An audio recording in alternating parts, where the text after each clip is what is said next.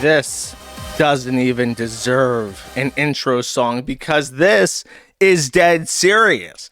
I want everything about Rekida's house on the internet now, chat. Okay, I was instructed by Rekida that I am supposed to tard rage on stream today. And so Tard Rage I will. Here is the update. And as I said, I warned you, I would be getting right into it. This is just a Nick Rekida video from evidence. And then the clerk for the county sent emails to all three of the women saying, don't show up today, you're not going to go see it. So in concert, the prosecutor representing the interest of Rekida submitted something to the judge, who within minutes of the court opening closed it and then instructed the county clerk to tell them not to come. So the body cam footage was cut off as it was previously available to us. And I'm going to get into details and do a full recap. But that is the update, is that Rekida is going to be very smug because this has happened. But this is not the end of it. I have mentioned that I have two attorneys who have volunteered out of personal indignation at this point to help get the footage.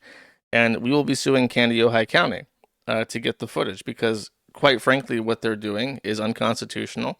As it turns out, there is a constitutional right to know about the process of the judicial system, and the Supreme Court of the United States has upheld on several occasions that the public does in fact have a right to access things that were used as evidence, and the body cam videos were used as evidence, as I will explain. So here's a timeline of what has happened with the footage. You ready? Way back when, in the early stages of the case, Rekida had the idea, the brilliant idea, that he would try to get some of the evidence thrown out in his case by saying that April Imholt was not properly Mirandized.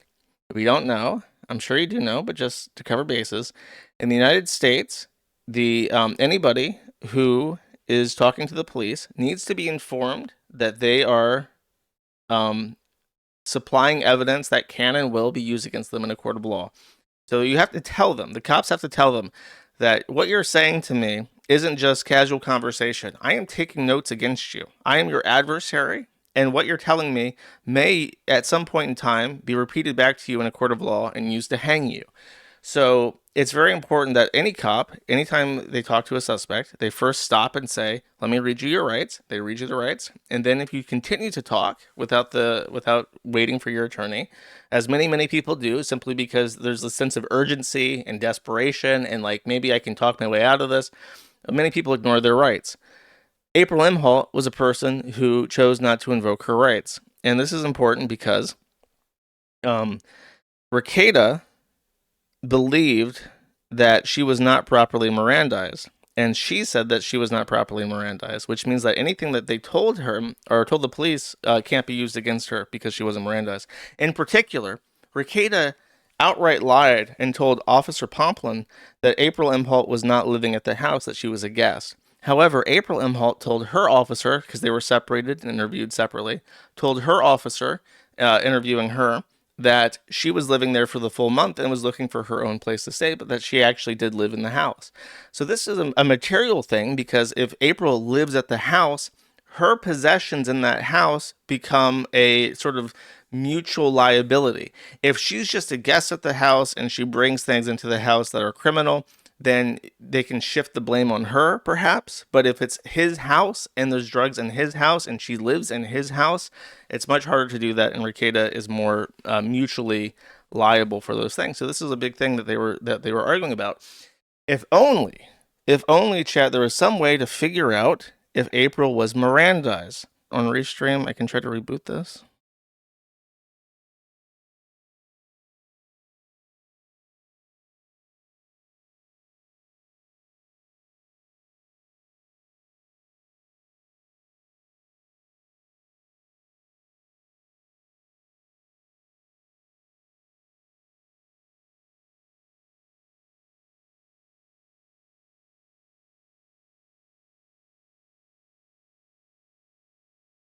Belted tables where the losers cry, clinking glass. I can't even fucking comprehend what is happening with this.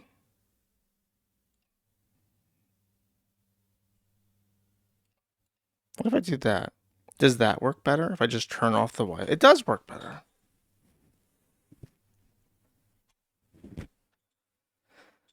Should I sing again? Maybe that's the bad luck song. If I sing that.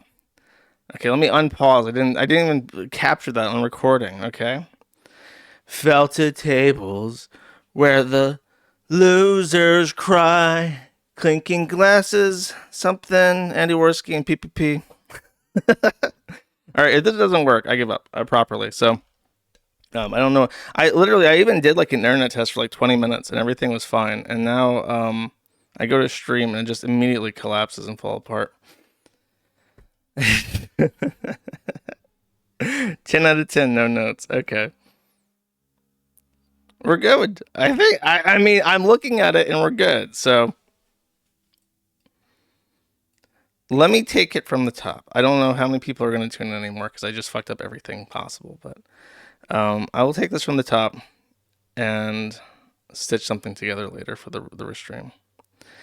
So, yes, Ralph won. So here's what happened. Just in brief, 3 people were meant to go to the courthouse today to finalize their notes. So we would have 3 notes from 3 different women for both videos. And because right now we have partial notes for one of the videos and complete notes on one of them. However, at the last second, literally the prosecutor filed something yesterday. And in the first hour that the court was open, the judge suppressed the evidence, which was already entered into evidence. And the women received a prompt email minutes after it was filed saying that they would no longer have access to the footage today if they showed up at court. So to clarify, the body cam footage was entered into evidence, and it was entered into evidence by Rekieta because Rekieta was hoping to prove that April was not properly Mirandized, but she was properly Mirandized, and this was important because Rekieta attempted to assert that April was not a resident of their home, but a guest, so that her possessions would not be his possessions, which could be the case if she was a resident of the home. April told the officer explicitly, and after being Mirandized, that she had been living there for a month and was therefore a resident of the home, and her possessions were possessions that belonged to the household. So it is an incredible move, and it happened extremely fast. So we will be suing the county of Candy, Ojai County to get the body cam footage because we have gone through a very rigorous process in order to obtain authorization to get it. And here's what we did. When we realized that the body cam footage had been entered into evidence by Rekieta, we asked the judge for an order to, or we asked the sheriff to release it. The sheriff said he would not release it. Now, ordinarily, things like the body cam things entered into evidence could just be retrieved from the court. There's no issue retrieving any other document entered into court as public record. But the body cam footage features his children. Very brief. They're not there throughout the entire video, but they are there. So in order to release them into the public under Minnesota data law, they have to be censored.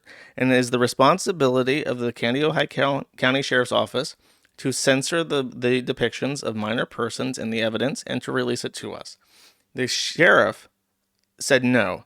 The sheriff said he would not do that, even though it was released into evidence. So we then petitioned the judge to make a declarative statement that the evidence, the body cam footage, was evidence, and therefore it was public record. We have received this. Judge Wetzel, who is also the same judge as in the criminal case, issued an administrative order clarifying that the body cam footage was public record and therefore it should be released.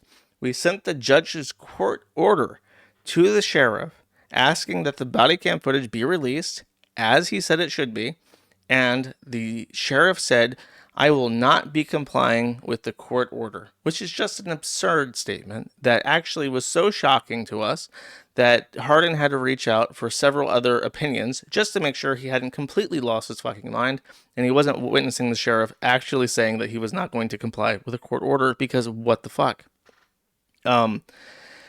So after that happened, we considered suing. However, a law firm, a big law firm that Hardin knew, sent a letter to the sheriff and said, what are you doing? And after that, they got into contact. The sheriff actually knew this law firm, so they reached out. And we decided to contact the Minnesota Department of Administration. And we did this for a specific reason. Statutorily, if the government of Minnesota is doing something wrong and you sue them, you can win attorney's fees if certain things are in your favor. However, if you contact the Minnesota Department of Administration and you get them to issue an opinion that you are in the right and the government still ignores itself and does not do what the opinion says to do, you are mandatorily awarded attorney's fees, meaning there is no discretion for the judge to consider. He must, under state law, issue you your attorney's fees. So we went to the Minnesota Department of Administration and we asked them to clarify if the sheriff was bound to his own court. And the Minnesota Department of Administration said yes, he should comply with this. We sent this letter to the sheriff who said, okay, give me until June 2nd to respond. So we decided we would wait until June 2nd before suing, but if he did not respond by June 2nd with the body cam footage or with a timeline that he would release it to us, we would be suing the Candido County Sheriff because we were mandatorily awarded attorney's fees. So it's basically free to sue him. Today is May 30th, and on May 29th, so 4 days before he was going to issue his response to us, as he promised, the prosecutor in the case filed a motion with the court under Judge Wetzel, the same Wetzel as before, saying that he wanted this evidence suppressed because it wasn't technically entered into record, which is a false statement. It was used as evidence to make important decisions about if somebody was Mirandized or not, as a result of Recada's own filings. The judge, the next day, approximately an hour and 50 minutes ago, and an hour after court opened, less than an hour, 51 minutes after court opened, not only approved his motion, but entered it into the docket and got the county clerk to tell the women that were going to visit this morning that they should not come, which is a level of alacrity that you never see in any level of the judicial system, which means that the prosecutor personally walked this to the judge and said, I need this signed right the fuck now because they're about to intervene. And it's much harder to undo something that has happened in court than it is to intervene immediately and to stop it from happening in the first place. So they did. And now we're going to have to sue anyways and undo the thing that already happened, which is a losing position. But it theoretically, under the rules of law, it is actually possible. and actually likely. But it is an incredible circumstance. It is unbelievable that this is actually what happened, and it's it really makes you wonder, like, what the fuck and why.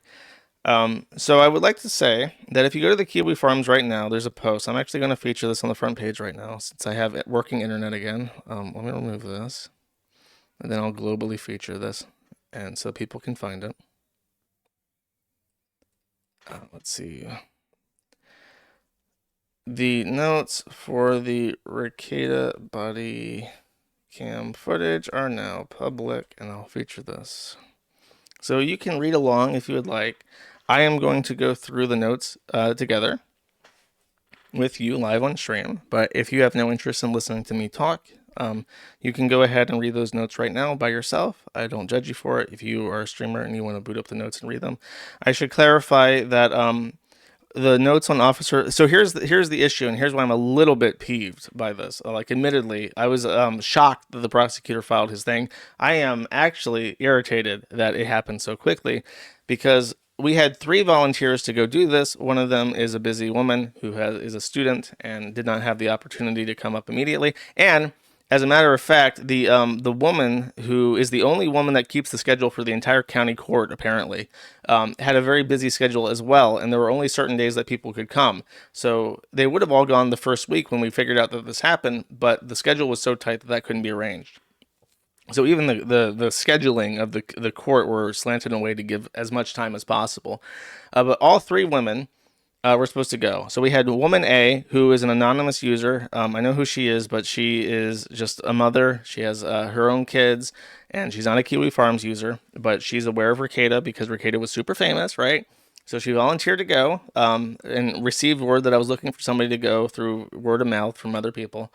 She went and she saw the entire body cam footage by Officer Pomplin, who was the one who interviewed Ricada. And so her note is complete. The second woman, who also attended the omnibus in Heron, is Tiki Man 2 on the Kiwi Farms. She went, and because of severe technical difficulties at the courthouse, despite being there for several hours, she was only, I think, 5+ hours. She was only able to capture, I think, the first hour plus of the hour 45-minute view of Robbie, who was the second video cam footage. The first woman then went back to the courthouse and tried to watch Robbie's video. They also had severe technical difficulties and only got the first 45 minutes, I want to say, of the video. Actually, I think it was a little bit longer. I think she got an hour, and the other woman got like an hour and a half of the footage. So there is no complete description of Officer Robbie, which is unfortunate because I think there's a part where he's digging through a closet looking at sex toys and stuff from his perspective. The third woman did not get to go. She was meant to go today. All 3 of them were meant to go today and watch both videos over many, many hours and take complete notes and have all 3 of the footage, all 3 testimonies of both body cam footages. The alacrity of the court has eliminated that. So I do have the complete notes for Pomplin. I have 2 partial notes for Officer Robbie. I have the first woman is transcribing her handwriting into digital format, so I'll release that 3rd note as well. It is a little bit upsetting that we didn't get 3 as I had wanted, but the body cam footages, based off the notes of the first 2 women, are very similar, and they include the details that are most interesting anyways. So I'm just going to go ahead and read through the notes, I guess. So if you want a little read along, I'm sorry that the stream was so delayed and so shitty, but it seems like it's stable now. So we're going to go ahead and just read through it. And as I mentioned, if you don't want to listen to me, you do not have to, obviously. They are on the Kiwi Farms, and you can read them at your own leisure, if so desired. Okay. So this is the first PDF. This is the body cam footage notes by Officer Pomplin, or of Officer Pomplin's perspective, by the woman who is not a Kiwi Farms user and who is just some random person who I believe wants to remain anonymous. So she starts off with the audio note. There are sound issues throughout the footage. The volume was originally set to 100% and was so loud and distorted that most of the early dialogue was incomprehensible. So the way that they viewed this, from my understanding, is that they had to lease a jury room. And so they would wheel out, like, if you remember in school, they had those rolling things with like a giant monitor on them and like a KVM to manage it. It was like that. And it was apparently like the worst fucking like Hicktown setup possible. And the woman supervised her for the first 20 minutes. And then after she left, she had access to the computer. So she adjusted the audio so that it was listenable and could rewind. So this is going to be the most complete notes that we're going to get. Even after turning it down to 8%, there are still problems inhering due to background noise, a barking dog, overlapping voices, radio chatter, and Pomplin's movement. Some of the dialogue is paraphrased to the best of my ability. Camera note, this video is from Officer Pomplin's body camera. He moves around a lot and rarely stays in one place for long, so the footage can be jumpy and hard to follow. That combined with the noise and clutter adds to the chaos. So I believe that the belief was that Pomplin was the guy in charge, and he seems to be all over the place, like talking to the forensic squad, talking to the officer managing the family, talking to Rekieta himself. So he seems to be the top dog in the sheriff's department. So let's start. They enter at 9:15 to 9:33. Or enter at 9:15. The video begins with the officers ramming the front door. Very, very cinematic, very Kino. As they enter, the first thing you see is a scared child. The house is extremely filthy. The floors are covered in clothes and junk. In some areas, there is no walkway at all. You actually have to walk on stuff to move through the space. Countertops are stacked with random items, and liquor bottles are everywhere. The filth and hoarding are immediate and overwhelming. The mess you see in Nick's kitchen, where he shows it on stream, is nothing compared to the rest of the house. There is one space clearly staged. It's obvious he only cleans the visible area specifically for streaming. Kayla and April are brought out of the house and led outside. A dog can be heard barking in the background. I don't know if it's in this notes, but apparently that dog is locked into the master bedroom's bathroom for some reason. Officers call a child who is downstairs. The kids are being removed from the house while the search begins. One of the officers goes downstairs to remove the youngest child. She comes up holding the officer's hand. She speaks to him, but the audio was unclear due to the background noise. As they head to the door, she pauses to pick up the cat so she can take it outside with her. The search continues. A nitrous tank is visible in the house. Nick can be heard outside yelling, "Get out of my house." He says something about probable cause and a search warrant. He sounds indignant. Officer Pomplin walks out of his squad car to get gloves.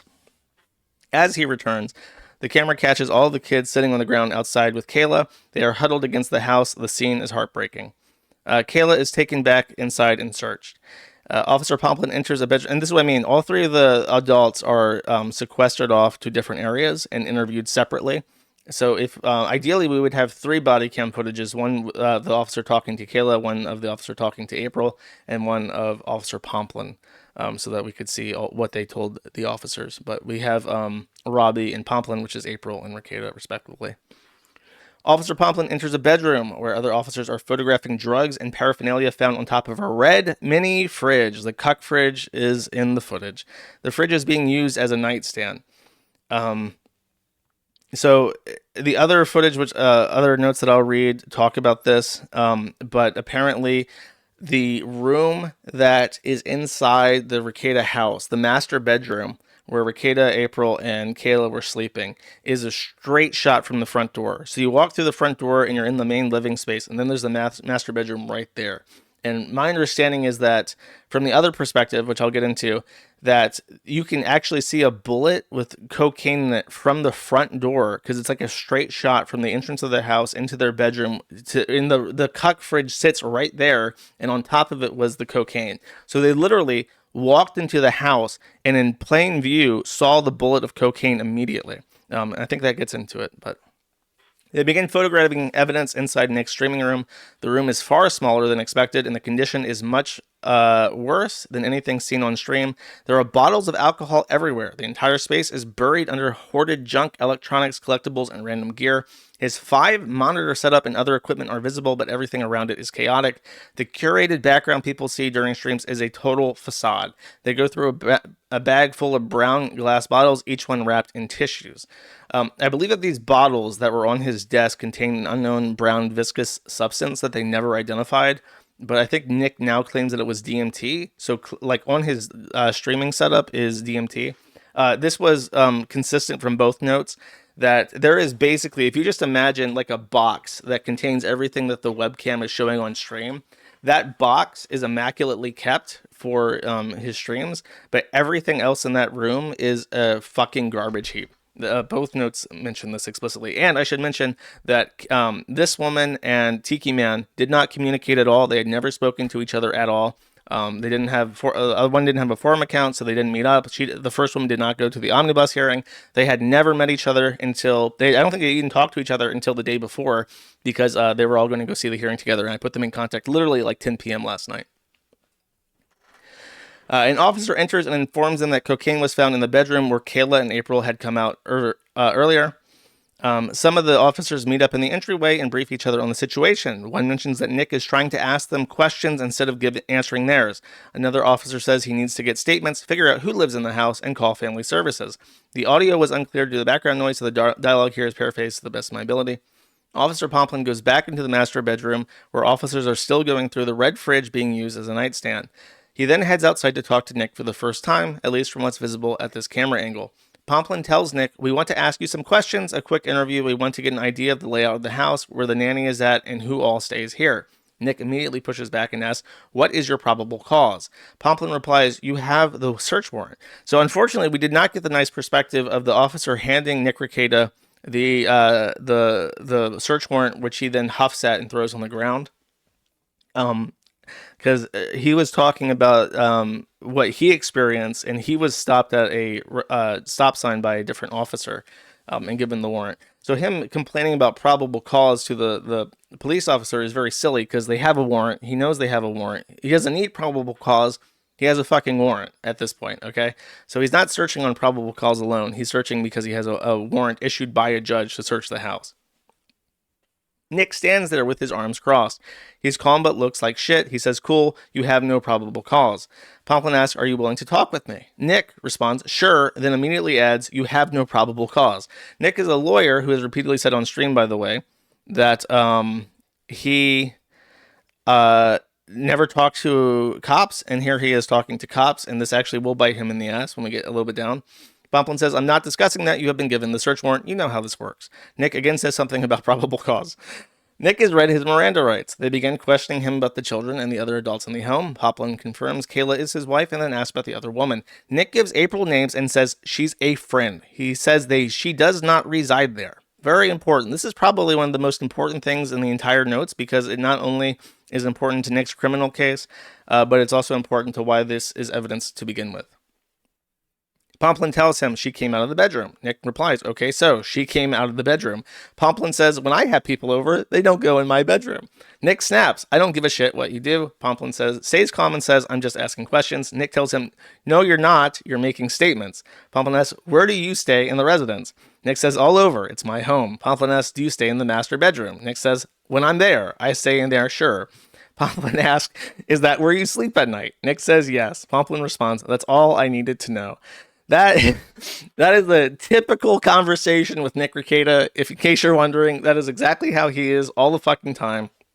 He's a shape-shifting fucking rat. He's like slime between your fingers. That's every that's not just him talking to police. That's what his wife asking him what he wants at McDonald's is like. "You know what I want at McDonald's?" "Oh, well, what do you mean? What do you want at McDonald's?" Like, "Well, do you want the burger? Do you want this?" Like, "I've already been through this. You know what I want." And it's like, come on, bro, just answer the fucking question. He then asks, do you want to tell me where things are in the house to help expedite the search?" Nick says, "Where what things are?" Pomplin says, "You saw the warrant. We're looking for controlled substances." Nick says, "I'm not admitting to anything. That's ridiculous. You still have no probable cause." Pomplin says, "We're going to be searching the house. We're going to be contacting family services." Nick asks, "Why?" Pomplin says, "Because we've already found cocaine in the house." Nick just stares at him. As I mentioned, they literally walk through the fucking door, and in the master bedroom, which is a straight shot from the entrance area, there's the cuck fridge with the cocaine. So they're coming into the house looking for cocaine. Lo and behold, right on the fridge, in plain view of everyone, including anybody else residing in that house, there is the cocaine. So he's a little bit upset. I think he thought that his cocaine safe was going to protect him. Unfortunately, Kayla and April were having a little bit of fun before, here at 9 a.m., just a little bit of casual wake and bake, I think is the proper term. A little wake and bake with some cocaine. And unfortunately, their breakfast was rudely interrupted by these Scandinavian prudes searching through the house. Pomplin adds, "We're not here on a whim." Pomplin says, "Yes, you are." Nick says, "Yes, you are." Pomplin says, "No, we're not." Nick repeats, "Yes." A very productive conversation. Nick tells him, "We came here looking for controlled substances. We were only in the house about 10 minutes and we already found some." Nick responds, "I don't know anything about it." Nick says something about family services and mentions the grandparents. Pomplin tells him, that's most likely what will happen, but family services has to be involved. We'll put them with a family member if we can." Nick and April are both handcuffed in the driveway facing each other. It's almost cinematic. Sweaty, the word that we use in my industry is kino. April is looking at him with a pouty face and puppy dog eyes. She's wearing black cutoff shorts and a black long sleeve crop top. As Nick, by the way, there's a funny thing about her outfit that's in the other notes. As Nick is being walked into the squad car, he tells the officer, "I hope you catch gonorrhea and die." This is the words of a 40-something-year-old father of 5. He is being arrested for cocaine possession, and in his biggest grumpy boy voice possible, being put into a squad car, he says, "I hope you catch gonorrhea and die." Truly somebody in Arrested Development. Before putting him in the vehicle, they stop to photograph the sores on his arms. He has a lot of them. Nick asks, "Are you going to arrest my wife too?" Pomplin tells him, "Yes, but we're going to have her stay with the kids until family services and the grandparents get here." Nick is visibly seething. Pomplin says, "I'll come and talk to you when we're done and at the jail." The audio was unclear due to the background noise, so I couldn't hear Nick's response. Pomplin then walks away from Nick and over to April. He introduces himself, explains what's going to happen, and tells her that she's going to jail, and asks if she has any questions and whether she's been Mirandized. April says no, but I want to ask. Pomplin interrupts to confirm that she has been read her Miranda rights. She has. He has been asking her questions. Now, this is the point of contention. I will circle back to this. He begins asking her questions. Pomplin, "How long have you been here?" April says, not that long, maybe a month. I'm trying to find my own place." Pomplin says, "So you've been living here?" April says, "Yep." So this is immediately Nick lying to the police, who said, no, she does not live here. He talks to her, and the very first words out of her mouth are, "I live here." Yup. So that's his issue. Because I imagine what he was hoping to do is put the blame on her and just say, like, that was all her drugs. I don't know this crazy lady. Unfortunately, she immediately confirmed to them upon being asked questions that she had been living there for a month. Pomplin says, "You came out of the bedroom with Kayla, right?" April says, "Yes." Pomplin says, "Were you hanging out in there?" April says, "Yes." Pomplin says, "What were you doing in there?" April says, "Kayla was sleeping and I was changing clothes." Pomplin tells her they're executing a narcotics search warrant. April shakes her head no, as if she's confused, in disbelief, or pretending not to understand. Another officer asks, "You were changing clothes in there?" April says, "Yes." He follows up, "You keep stuff in there?" April says, "Yes." What kind of stuff could she keep? Sex toys, cocaine, some crop tops, that kind of stuff that's important to determining who owns what in the house. At that point, another officer walks up holding 2 pairs of shoes. He puts 1 pair down on the ground, and April looks at them and says, "Those are not mine." The officer apologizes and says, "Sorry, there's a lot." There's a lot of fucking shit in that house. I'll try to find you some other shoes.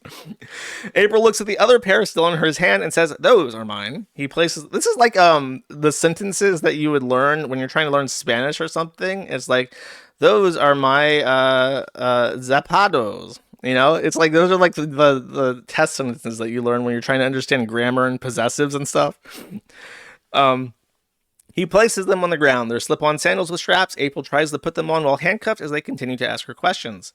They ask where she sleeps when she's staying at the house. April says, "Sometimes I sleep in the sunroom. There's a couch in there. Sometimes it's uncomfortable, so I sleep next to Kayla on the bed." She interrupts to ask for help putting on her sandals. The officer bends down and helps get them on her feet. By the way, Kayla is the only person who didn't talk to the police, which is, I imagine, why there's no body cam footage of a cop talking to her, because there was no, she was the only person competent enough under the pressure to shut her fucking mouth. One of the officers says something about controlled substance search warrants and that I'll let you think about that. April shakes her head no again, clearly overwhelmed or confused. They tell her that she's being charged with 5th-degree felony controlled substance offense. April reacts, oh my God. The officer says, we'll go from there. Any questions for me? April responds, no, I wouldn't know what to ask. Like I said, this is, she pauses, scary. He tells her, we'll meet up later and try to make it more clear for you, then places her in the squad car. At 9:47, Kayla refuses to speak. Oh, sorry, this is the subtitle area. So we're now, this is 30 minutes into the footage. A female cop holding a big gun. So apparently, Rekida's testimony that they did show up with weapons drawn is accurate, but he said that they didn't point it at anybody. So they did have cops with rifles ready to go in case there was like some narcotics coming in. The cop with the big gun is mentioned a couple times. This is a very tragic sentence, by the way. A female cop holding a big gun says Kayla refuses to speak without her attorney present. Kayla and the kids are sitting on the ground against the house behind the cop. Kayla is sitting with her head on her oldest daughter's shoulders. It is a heartbreaking scene. As Officer Pomplin is walking away, I hear the female cop say, I'm going to try and get her some clothes. It's unclear who she's referring to. As Officer Pomplin walks through the disgusting house, you can hear him let out a huge sigh as he looks at everything. He puts on some gloves. He gets into the bedroom and asks, are we still going through things in here? She says that there's a hard time understanding the response because the dog in the bathroom is still barking very loudly. The officer goes back to his car to get something. He drinks some Mountain Dew. Hell yeah. This is a country boy up here. He drinks some Mountain Dew and gets some snuff. Oh man, this guy is proper fucking country. This is a good old boy right here. On his way back in, he passes Kayla and the kids again. He has interactions with another cop that I don't quite understand. Somebody says something about the house being huge.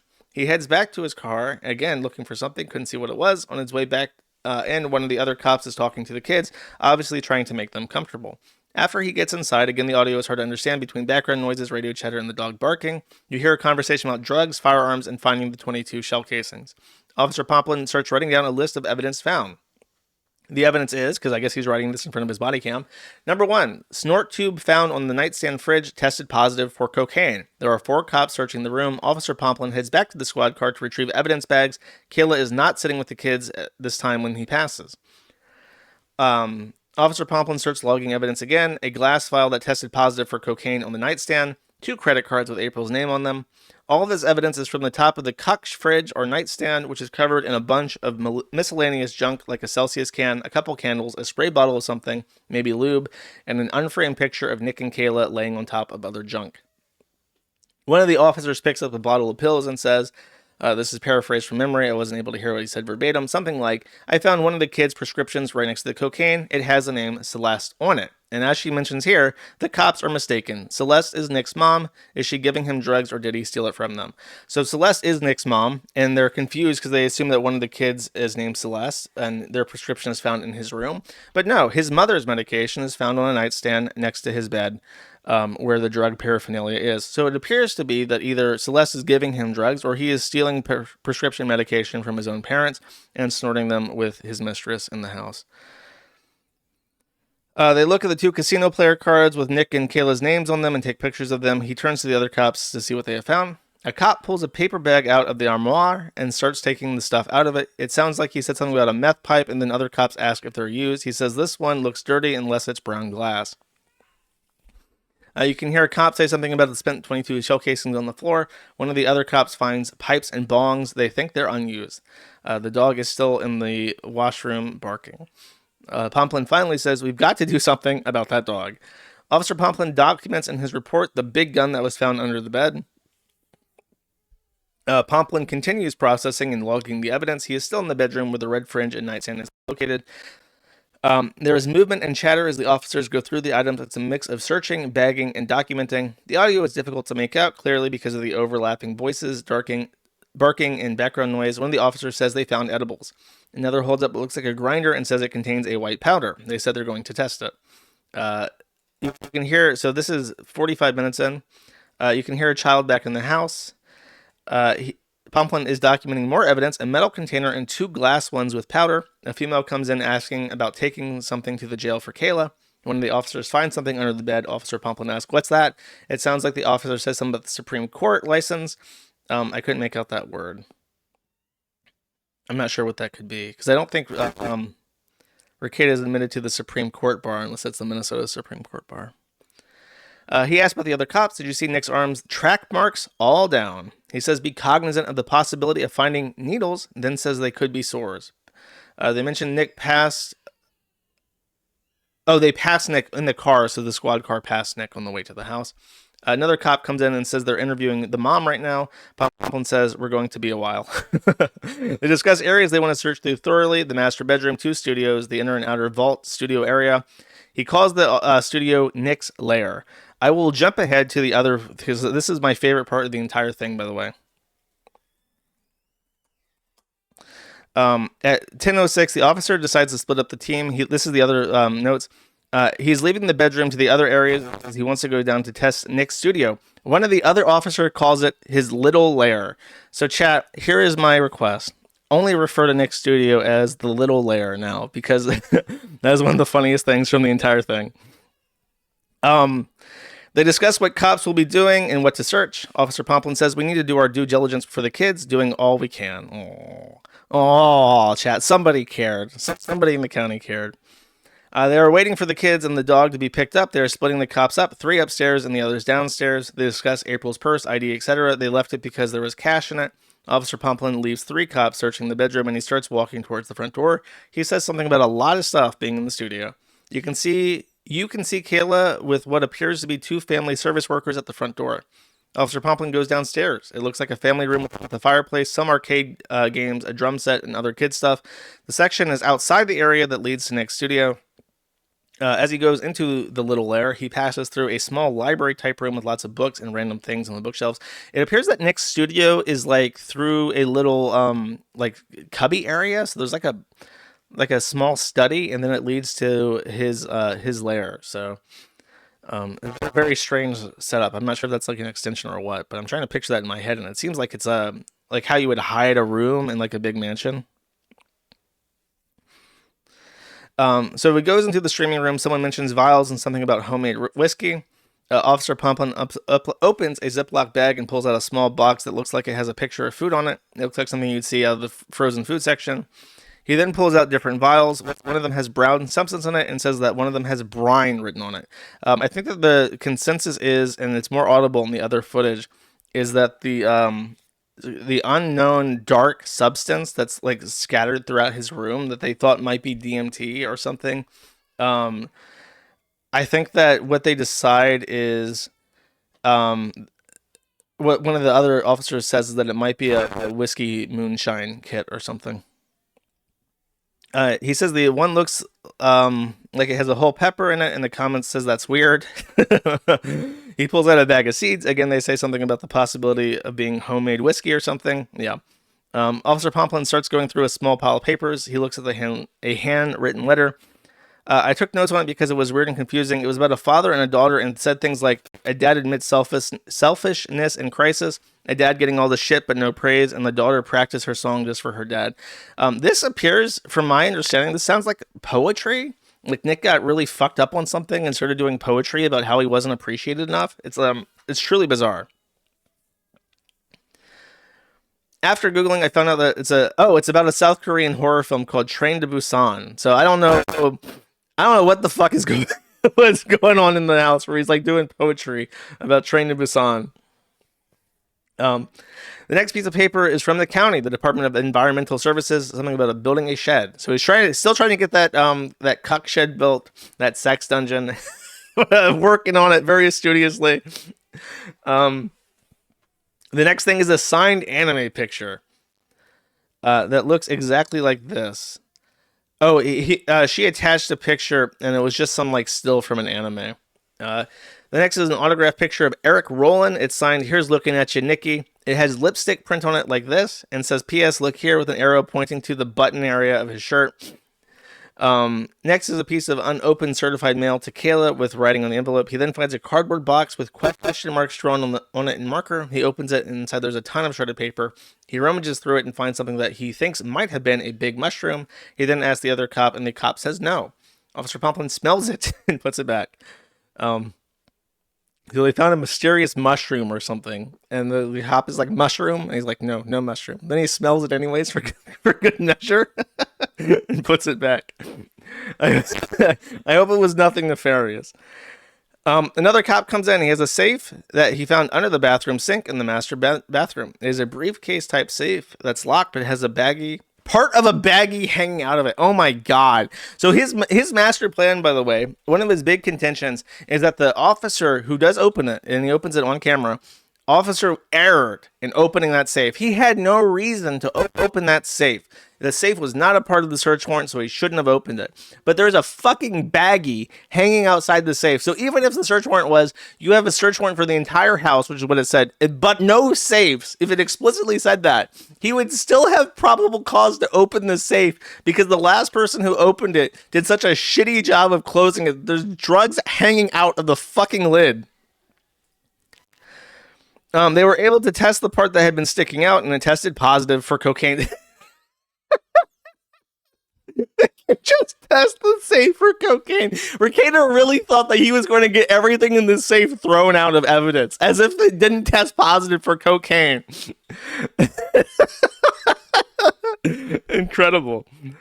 The officer leaves to go back, and they ask for the key. He gets a quick phone call and asks Kayla for the key. She is with 2 family service workers. He tells her, we need the key or we're going to have to break it open. She says she doesn't know where it is.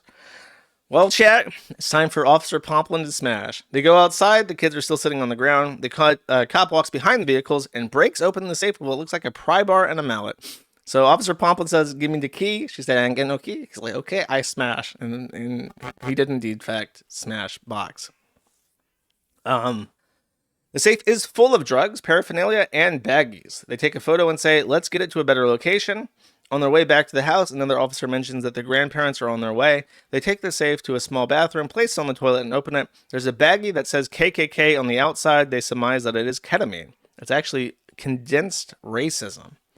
There's another a digital scale, snort tubes, and a metal piece that looks like a crack pipe, and another metal item that looks like a spoon without the handle. Another cop, he asks for another cop and says, this is insane. His glove rips and he needs a new one. He says that he thinks one is ketamine, and the bites are either Molly or LSD. They start documenting the evidence. There's a baggie that's sticking out of the safe, which tests positive for cocaine. There are also some cards and rolled up dollar bill. They find a large corner cut out with white powder. There are Ziploc bags containing smaller bags. One of them has KKK written on it. Another Ziploc contains multiple small bags with powder. They find a digital scale, a metal pen and container, 2 snort tubes, and 2 cutters. Officer Pomplin goes back into the studio. A cop tells him they didn't search the stuff that's covered in dust since it obviously hasn't been touched recently. So to give you an idea, there is so much shit in this house that even though they have a full search warrant for the home, the cops are sitting there thinking, we have to make some decisions about what we're not going to search, because if we actually took out all this shit and itemize all this shit in the most studious detail possible, we would literally never ever get through this home. So they're saying, okay, all the mounds of shit, all the gigantic piles of fucking garbage that are everywhere, if it's covered in dust, don't bother with it, because it's probably not going to be recent anyways. They're probably not going to leave their drugs under the untouched piles of junk, because they need that for doing drugs. So they make some tough calls about what to search for expediency's sake. Let's see. He's searching through the artwork that's against the wall, including the cat painting. You can see a close-up of a lot of the stuff that's usually behind Nick when he's streaming. They find a container or box of something and says it looks like cornstarch inside. This motherfucker is eating cornstarch. This guy is he's become a person of cornstarch. That's really quite incredible. He starts going through Nick's collectibles, opening boxes and looking inside. He says there aren't other safes.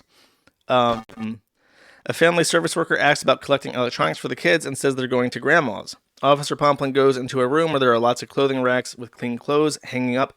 Kayla is in there with family services, gathering clothes for the kids. The officer asks about getting electronics for them. Officer Pomplin goes into the garage. He finds out there's another safe and gets the equipment to break it open. They open it. Inside, there are guns and ammo. He takes pictures of all the guns and the rest of the contents. One of the cops starts looking around at all the boxes and totes of stuff. He asks how long they've been living there. Officer Pomplin says, a while. The other cop looks like they have a half unpacked boxes from moving or something. Oh, okay. So the cop is asking why, how long have they been there? And Officer Pomplin's like, well, they've been here for fucking ages, for years.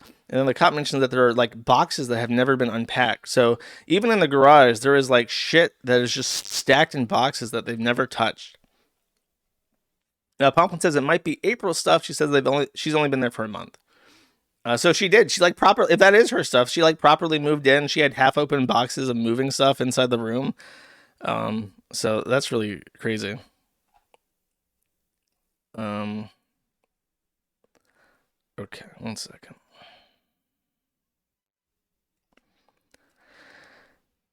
Inside, let's see. Okay, so someone walks through with the dog on a leash. An officer comes in and says there's another safe in the master bedroom closet. Officer Pumplin asks him to bring it out into the garage. They bring it out and break it open. Inside there are Ziploc baggies, a rolled $100 bill with white powder, rolling papers, lots of THC cartridges, a scooper, and a small funnel. They're not sure what some of it is, but they suspect fentanyl. They take pictures of it all. They leave the THC cartridges and don't put them into evidence. They say they'll test everything else in the station. Officer Pomplin starts documenting all the evidence in his report: drugs, paraphernalia, guns, and ammo. He lists them all out, including serial numbers on the guns. They discuss needing to do a basic sweep of the kids' rooms and other bathrooms. Kayla's mom arrives to pick up the kids and dog.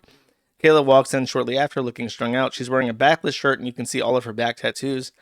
They come across a box with April's name on it. They open it to inspect the contents. Oh, they were right. So that was her like moving stuff, where she was unpacking into the household over time.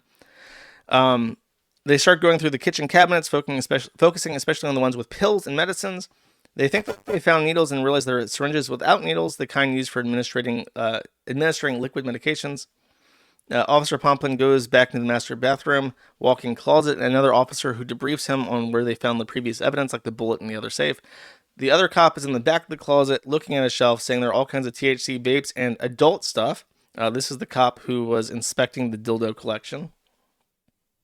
Um, you can't see it from Pomplin's point of view, but it's clear these items are out in the open, easily visible, and accessible to anyone who walks in, including the kids. So the dildo collection is right there out in the open for everybody walking past the room in the middle of the house, right next to the kitchen and living room for anyone to see. They announce that everyone else is gone, and they start collecting all their stuff. One of them brings to the incident where Nick threw the warrant on the ground.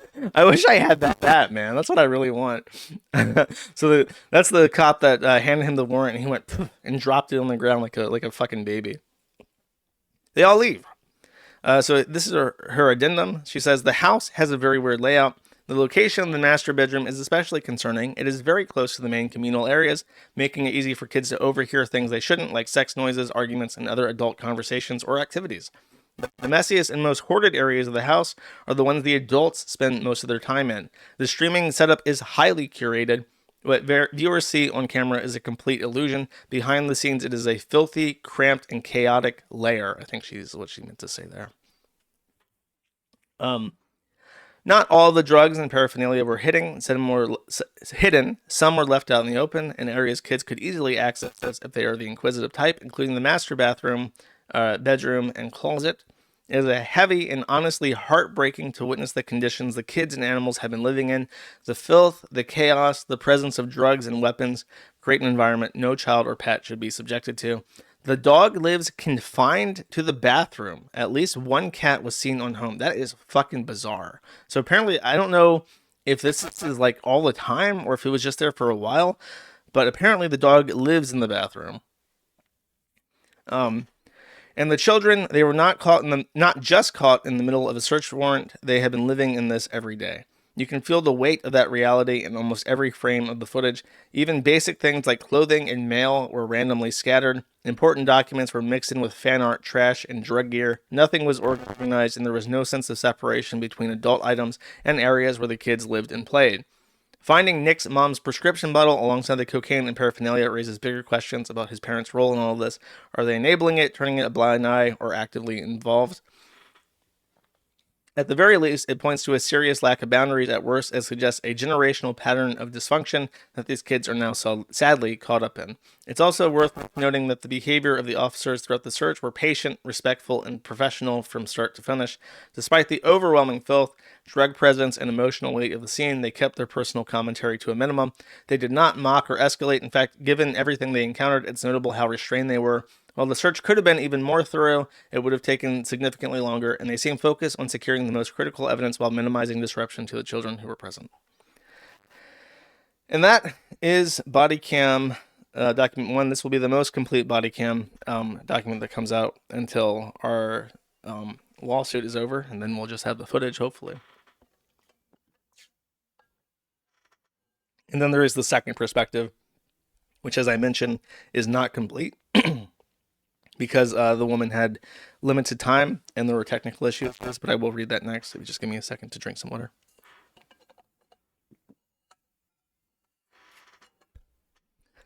Let me check my messages because I have a bunch of messages. Okay. So perspective 2. She starts her notes off with some final thoughts. She says, I was not able to stop or rewind, so these are very off-the-cuff comments. The footage was a bit overwhelming. The house is so huge and cluttered that it's very disorienting to watch. Also, the officer we followed must be in charge, and he's all over the place. Okay, so I was wrong. It was not Officer Pomplin who was in charge. It was Officer Robbie who seems to be in charge. He sticks in one room for a few minutes and then shuffles between them, so footage is all over the place. However, we hardly see the kids at all, and the officers act very kind and patient with the family. The footage is taken on the 23rd of May last year, so this is 6 days or 1 week after the footage was taken, and starts at 9:11 a.m. It starts with the police car as the officers approach the house. There's a dirty cat house or tower filled with trash bags on the patio.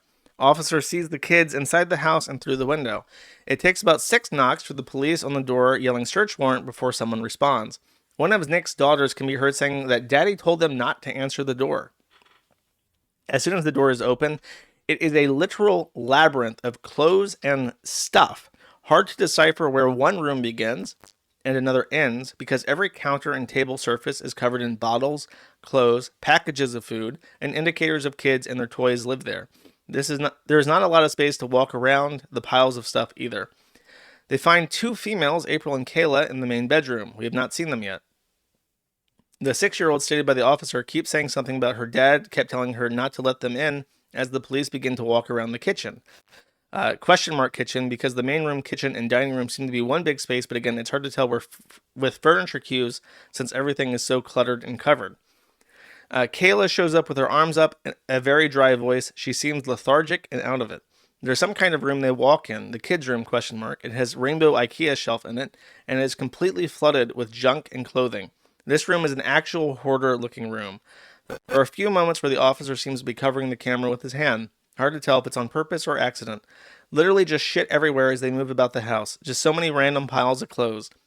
There's a stairway that has some kind of chair or love seat. It's half the size of a couch, just turned upside down at the bottom of their stairs that was clearly done before the cops showed up. Not sure what that all is about. They have a big fluffy orange cat though, and it is cute. So I consider that really remarkable. Apparently just at the bottom of their stairwell, there's like an upturned sofa or like a lazy boy. I'm just imagining, I literally have lied awake at night thinking about what this love seat is for. And I'm like, were they moving it from upstairs to downstairs and just threw it down the stairs and then gave up and left it there? Were they trying to push it upstairs and then gave up and left it there as it rolled back? Was it there at some point and then Nick kicked it over in a fit of rage and literally nobody bothered to right it ever again? Did a dog do it? Did a cat do it? And nobody bothered to fix it? Where did the seat come from? What does it do? And why is it there, chat? I would love to know your opinions.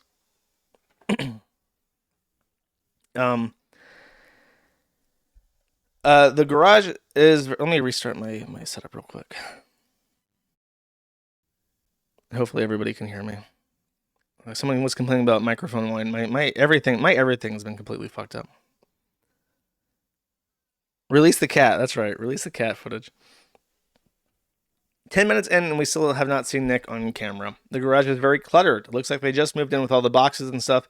Given it is the garage, though, it honestly looks like the most normal room in the house. Lots of filled, packed luggage bags, too. So that is definitely Kayla's stuff. Or not Kayla, but April. The officer goes back upstairs and gets a quick, close glimpse of one of the counters, and we can see food wrappers, bottles, and a box of goldfish, parentheses opened. At 9:23, we finally are outside, and we see Nick meekly showing up in the driveway looking pissed, like he's about to cry and arms folded. He has short cargo shorts and that shitty Jamaican colored tank. That is incredible. It honestly is incredible to me that the fucking Jamaican tank. We have the mugshot though when he's wearing this thing, but I forgot about that. I forgot that he literally gets arrested in his hedonism 2 tourism merchandise from Jamaica.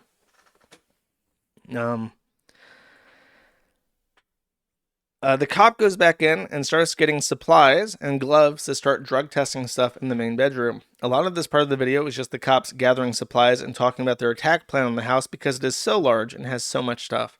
We are in the bedroom to test. There's a lamp on the nightshade that just has a random tube balancing on top of it. That wasn't in the... I haven't read that one before. There's a lamp on the nightstand that has a random tube balancing on top of it. That is a fucking crackhead thing. She leaned over like high. I was like, I'm gonna balance, just like to muse or something. I'm gonna balance this fucking crack pipe on this lamp, and then they just left it there, and nobody ever touched it again. Very, very, very cluttered space with lots of shit.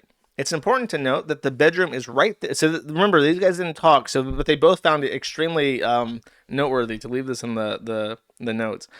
That the bedroom is right there in the main hallway of the house. You could easily walk by it every day if you live there. I say that because all of the shit they had in their room would be very easily accessible to the kids. As you walk by the outside of the room, you can look right under the bed and the nightstands. The cops keep saying that the 2 adult females were found in the bedroom together. There's an incredible amount of bottles and makeup products and clothes, booze bottles and water cups on windowsills. The cops decide to go downstairs for a second and give a quick scan of the stream room. We get a closer, quick glimpse of the kitchen table just covered in stuff and loose documents. We enter the stream room, and oddly, the ceiling doesn't seem finished. It just has these latex brand sheets covering it. That is bizarre. I'm surprised the first person I mentioned that. I know what she means. They don't have like a proper like stucco ceiling or whatever. So it must be an extension. That's why it's past that weird library. We head back upstairs to the bedroom. We see shoes, garbage, and a lot of clutter at the top of the stairs. They seem pretty dangerous with all the junk around the stairs. At 9:31, we see him swab around the pillow and it tests positive for cocaine. We then see him pick up a black vial. It looks like a lipstick tube. And when he unscrews it, we see white powder. The officer responds with a, "Oh yeah." He takes a picture of it. we thank Deputy Kool-Aid for his commentary. The officer says there is a measurable amount of cocaine in the bedroom. At 9:33 in the master bedroom, a measurable amount of cocaine. They also find a large stack of cash, according to them. An officer states that Nick is asking about probable cause, quotation marks. He wants to ask questions on probable cause. The main officer we are following calls Child Protective Services to the house. A senior officer who has been talking to Nick says that Nick feels he's been hurt. Well, that's sad. I never at any point throughout this have I ever wanted to hurt Nick's feelings, to be clear. Nick's reaction to me getting the body cam footage or not getting the body cam footage has never been a determining factor, and if I will pursue the body cam footage. When calling family services at 9:37, the officer says we located a measurable amount of cocaine in her collar and is cut in a way that shows her cleavage heavily and her stomach is out. She has a huge piece of rock jewelry in her belly button as well. She looks and sounds so dry. Honestly, it does not even look or sound like her. She actually looks like a tranny, just very dry and unhealthy.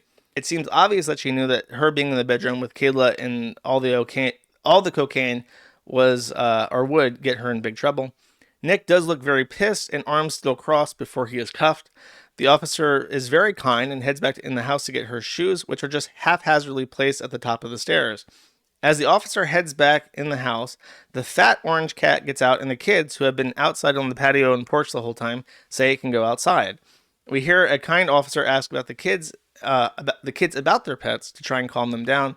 They actually seem to be okay, no crying and in decent spirits. I think Kayla is with them until a woman from Child Protective Services comes. She is the one with the white and black striped shirt. We are back in the main bedroom to keep testing stuff. The officer we are following seems to be the head honcho as he moves in and out of every room and making calls and shots throughout it, so we are just walking around saying stuff. As he enters back into the bedroom, another officer mentions that they have found quite a bit of edibles in the room. They don't state what kind, but it can be assumed to be weed. If you did not know, they have edibles for shrooms, molly, and other mixtures that are actually easy and common to get, but also gummies just being accessible in the bedroom bothers me. Yeah, because I mean, it's like gummy bears. Like if you're a little kid and you walk into dad's room and he's got like this secret stash of like gummy bears, you're like, ooh, gummy bears. You might take a handful of gummy bears and then you're fucked. you're incapacitated. At 9:47, the officer finally tests the black vial, and it is an instant blue swab. Cocaine right there on the bedstand. You could see it from the hallway. So, this is like the biggest thing to me. Is like this room is in the middle of everything. Everybody can see it. Everybody walks past it. It's the main hub of the entire home. And right there on the cuck fridge, visible from the living room, is the cocaine. He continues to shuffle through the stuff on the bedstand, but the angle makes it difficult to see exactly what is being tested and touching on the stand. Then an officer tells him they found a rifle under the bed. The main officer heads out of the bedroom again. We see a female officer taking care of Kayla, getting her ready to be dressed and sent to jail with the others. We go back into the bedroom and we see a rifle in its box on the bed. The box is literally just a cardboard box, and the gun is just sitting in it with styrofoam, not locked up at all, and is a huge rifle.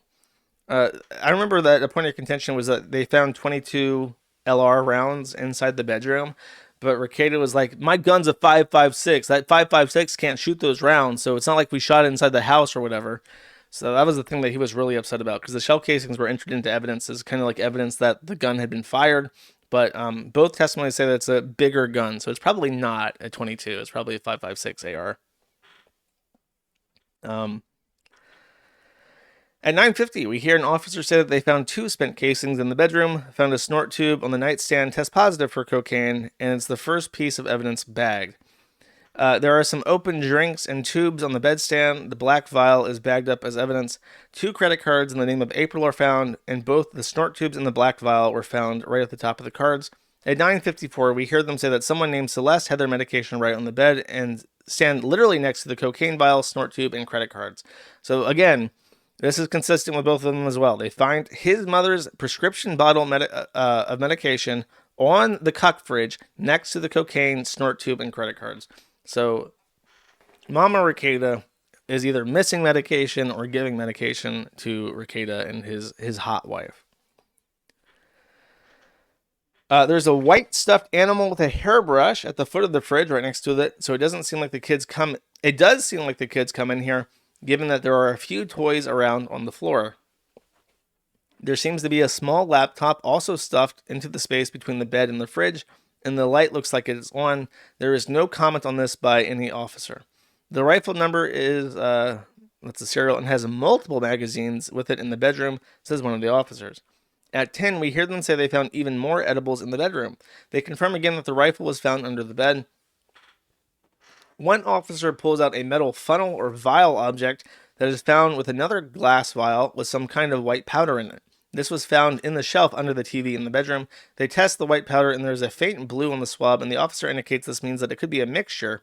He bags it for evidence. They find some weed pipes and test them for other drugs. An officer comments at 10:04 in frustration that there is just so much stuff in here. The main officer tells them to be mindful of needles, as he now believes it could be a possibility. They are just continuing to dig through all the shit on the floor. There is a big luggage case that he opens up and is completely packed with clothes and objects. The suitcase was already under a huge pile of clothes he pushes off of it. At 10:06, the officer decides to split up the team. He is leaving the bedroom to the others as he wants to go down and test Nick's studios. One of the officers calls it a little lair, lol. They find April's purse in the bedroom. We head downstairs to the studio at 10:08, and we also cross paths with the Child Protective Services woman. There is a very cluttered and full library room right before you enter the studio. There are 4 monitors with the four. This is this everything must be thrown out now. I've heard 4 and 5 monitors, so obviously this is unreliable narrative testimony. Chat, completely unreliable. With the Joker painting tucked behind them out of sight, lol. They're still on it, and it looks like he ended some stream. Very full, cluttered shelves that the officers dig through. They oddly keep finding random $5 bills throughout his junk. It looks like some of them might have been dollar origami, but some of them were just stuffed into cups or pin holders. The officer tests a few things, but he finds nothing suspicious besides tons of bottles and trash that seem to be in there. One officer does find some baggie of weird stuff. They guess maybe cloves or pepper. The main officer thinks it might be a whiskey starter. So just homebrewing a little whiskey in the in the lair, as you do, as adults do, in your unfinished lair attached to your library. You're just sitting there with some cloves and pepper, doing a little moonshine to pass the time. Everybody's got to have a hobby. Then an officer brings a big metal safe down at 10:12, and they say they found it in the bathroom. We can see a dirty Ziploc baggie poking out of it. The officer says he will deal with it in a bit, and they go back upstairs. At 10:16, we were just rummaging through black shelves and testing random bits, but nothing is really down here. At 10:17, the officers with safes returns and ask for help with it, and they go upstairs to a small red bathroom on the main floor. I have to assume this is the main bathroom everyone uses when they don't need to shower, and the safe was found in here. The officer says it was under the sink, but the sink is one of those pillar sinks, so there is no bottom. I wonder if it was just tucked off to the side, ? So she's wondering aloud if the main bathroom, that's not a shower room that many people would use if they're not using the master bedroom, was the one where the drugs were found. So that would be in plain view of the kids. I guess it's locked, so it's better than not being locked, like the drugs on the cuck fridge. But I mean, the baggie is just sitting right there. So I don't know. Maybe that's how the little girl got cocaine in her system. If she was playing with the baggie of drugs exposed to the bathroom, she's like, "What the fuck is this?" and like pulled at it and then got it on her. But then I don't know. It was a high test rate, so it couldn't be that much. But apparently there are little baggies of drugs just floating about in the ether of the house.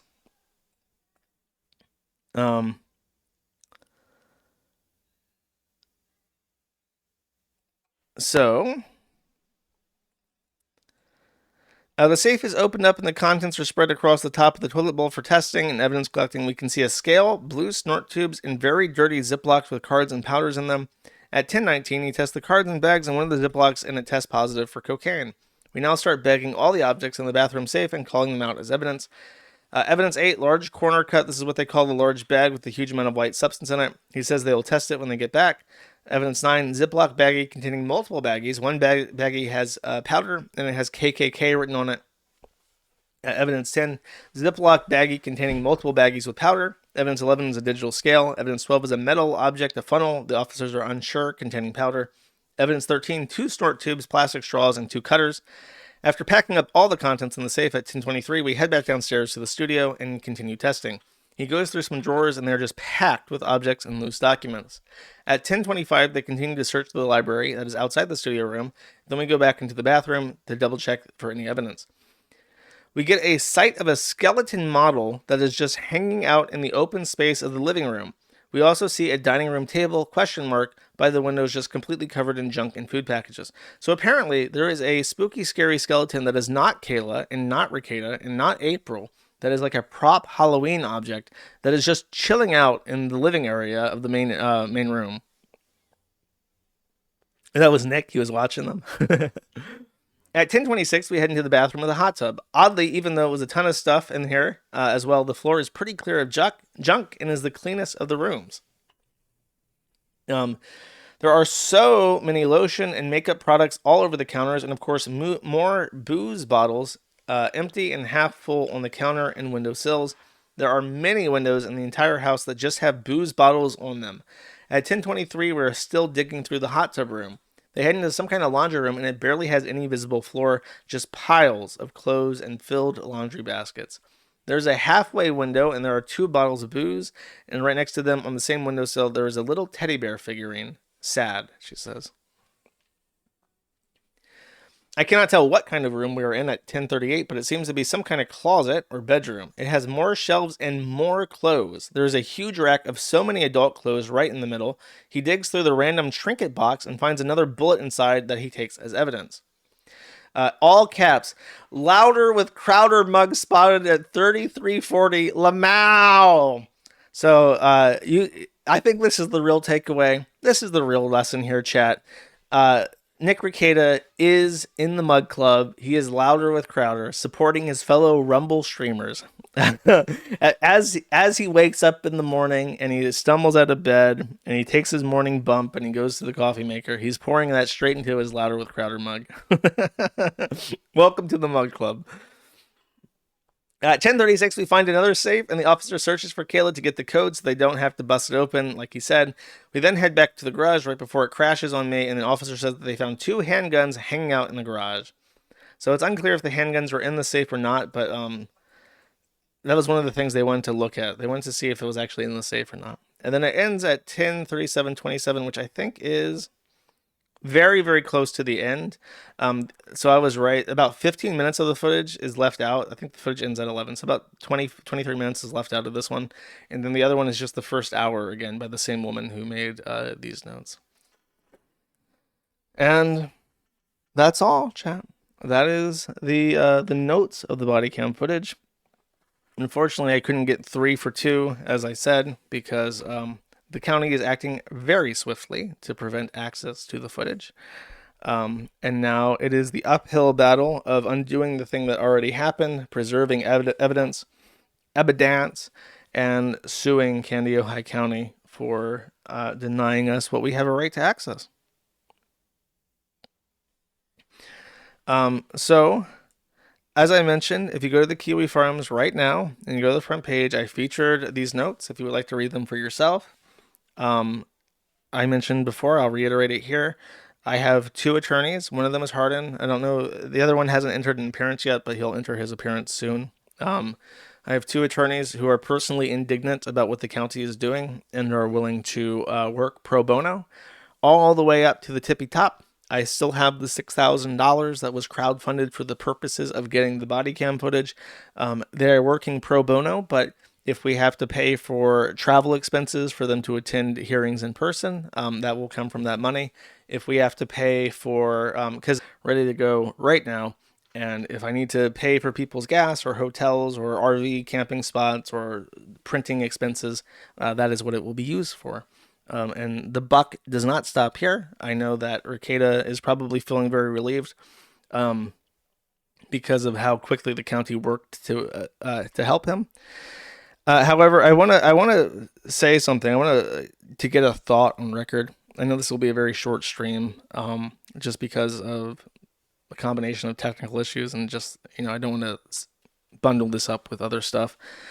I honestly, this is my opinion with Rekieta's, my personal opinion with how he's acting and what he's doing, is I understand that this is very embarrassing for him. And as I mentioned, I would be seeking this footage if he didn't care, if he, was very angry about it, or if he thought it would help. If he thought that the body cam footage would exonerate him and would show that the cops were doing, wrongdoing and planting evidence.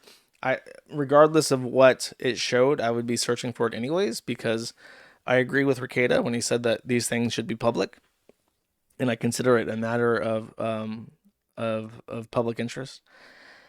I think that Rekieta is doing himself an extraordinary disservice, and I think that he should release it himself, and I think that he should have released it himself over a year ago when he first got access to it.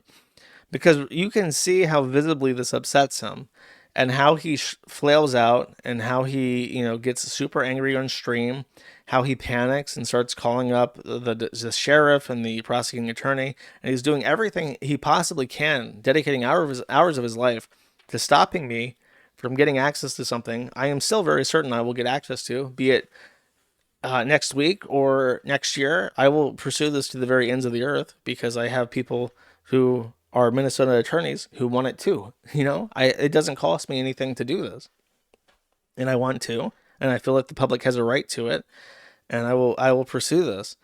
The United States is not the United Kingdom. People don't get arrested mysteriously. They don't get black bagged and sent to county jail without their charges being public. And the proceedings of our trials are public for a reason. And it's all the way up to the Supreme Court. They've held that the public has an interest in knowing. It's a part of both our ability to petition our government for grievances, which is the First Amendment, and it's a part of our right to a fair and speedy trial. Is why we have two different constitutional amendments that guarantee us rights to access the things relevant to court proceedings, because we are a transparent, open country with an accountable government, and we've weighed the embarrassment of the individual versus the public interest in court footage and court evidence, and we find that the public has a greater interest than people have a right to privacy in their criminal proceedings for their own good. So it's part of the reason why we're the greatest country that's ever existed. The United States is the greatest country that has ever existed on the planet Earth, and if this country ceased to exist, there would never be a country as great as the United States ever again in the history of mankind on this planet. So I am actually genuinely very deeply passionate about stuff like this, and it's not just spite. It is something that I really truly believe in to the bottom of my fucking soul, and I'm going to get that footage. As far as Rekieta himself, I think that he should play. I think he should have played it last year. And as I said, you can see the impact that this has on him, and that it upsets him, and it worries him, and it frustrates him, and causes him to spend time freaking out about it and bothering other people about it. And it is like a sword of Damocles hanging over his head. And there's going to be more updates, drip feeds, little concessions to us every so often, and as this thing progresses. And eventually, I believe I'll get it. And he's going to have to worry about it the entire time. And I promise him that whatever he is afraid of coming out is nowhere near as bad as the damage it will cause to him and to his family by worrying about it coming out for the next however many weeks or months or a full year. And if he was smart, if he was like genuinely apologetic and willing to get over his criminal conviction, he should have released it himself. Because he could have staged this in a very intelligent way. He could have come back and said, "I am sorry. I betrayed my family. I betrayed my audience. I was not a good father. I was not a good husband. I was not a good a good entertainer or loyal to my fans. I'm going to go over my proceedings. I'm going to show my body cam footage, and I am going to work at getting back to where I was." And I think if he had done that, he would have achieved heights in his career that would have eclipsed his prior peaks, because nobody holds shit like that against you for long. There will always be people who are assholes, but I think people would find that very endearing. And that's what's so frustrating, is that Rekieta is not just the same as he was when he was arrested. He's very clearly the same exact person: selfish, conceited, arrogant, narcissistic, angry, controlling. He's worse. He's all the things that he was before, but worse and sober. And he considers this an injustice. He considers this lifestyle that I just read to you in great detail to be something that he had a natural right to live as. And it hurt nobody except himself, and it was nobody's business except his own. And when he has the opportunity and the internal excuse and justification to do so, he will revert back to that lifestyle even harder. And I think that him going to prison is an inevitability, and I think that him having a divorce is an inevitability. There are two rumors, by the way, that I figured I'd announce on stream, and I must say that these are rumors. One of them, the more credible one that I've heard, is apparently Rekieta was trespassed from the Minnesota Department of Health and Human Services. Apparently, according to the local gossip in Candy, Ohio County, Ricada went to see the Child Welfare Service some months ago and had such a massive spurg out in person at the Department of DHHS that they actually trespassed him and told him not to come back to any more government buildings because he made such a scene that they kicked him out. So that's rumor number one. Rumor number two, and this one is more hearsay, but supposedly this is going to become a great public happening in the near future. Ricada has apparently, allegedly, according to my sources, been physically violent with both Kayla and his sons. I've been told that he has slapped his sons, and I've told that he has been repeatedly physically violent with Kayla, and that is why they almost got a divorce. During the Keanu argument, if you listen to that, Ricada kind of broke for the first time that they almost got a divorce, him and Kayla. And my suspicion is that it was because he allegedly got violent with her. So things are very bad. They were bad before. And even if his parents came in and tidied up the house, they're still bad. And he's still the same person that allowed his house to decay to such a standard. I do not believe for a second that April Imholt just so happens to live in Wilmer, right up the street, an easy visiting distance for Ricada. I think that they're still together. I think that he's lying. When he went on that diatribe about how he was confused, I was so confident that I would have access to the footage. He very quickly brushed aside the idea that April might have consented because he knows April. He's still talking to her, and he knows that she didn't consent to having the body cam footage released. So it's just sad, and it's so surprising because I genuinely thought, I really thought that what would happen is that he would get snapped out of it by the arrest and by the sheer humiliation and spectacle of what has happened, and he would try, and he hasn't tried at all. Nothing's changed. Nothing. Everything. It's been a full year. It's been 1 year and 7 days, 1 week since the details of the transcript I just read to you, and nothing has in a real tangible way. Absolutely nothing about Ricada has changed at all, except he's now on probation.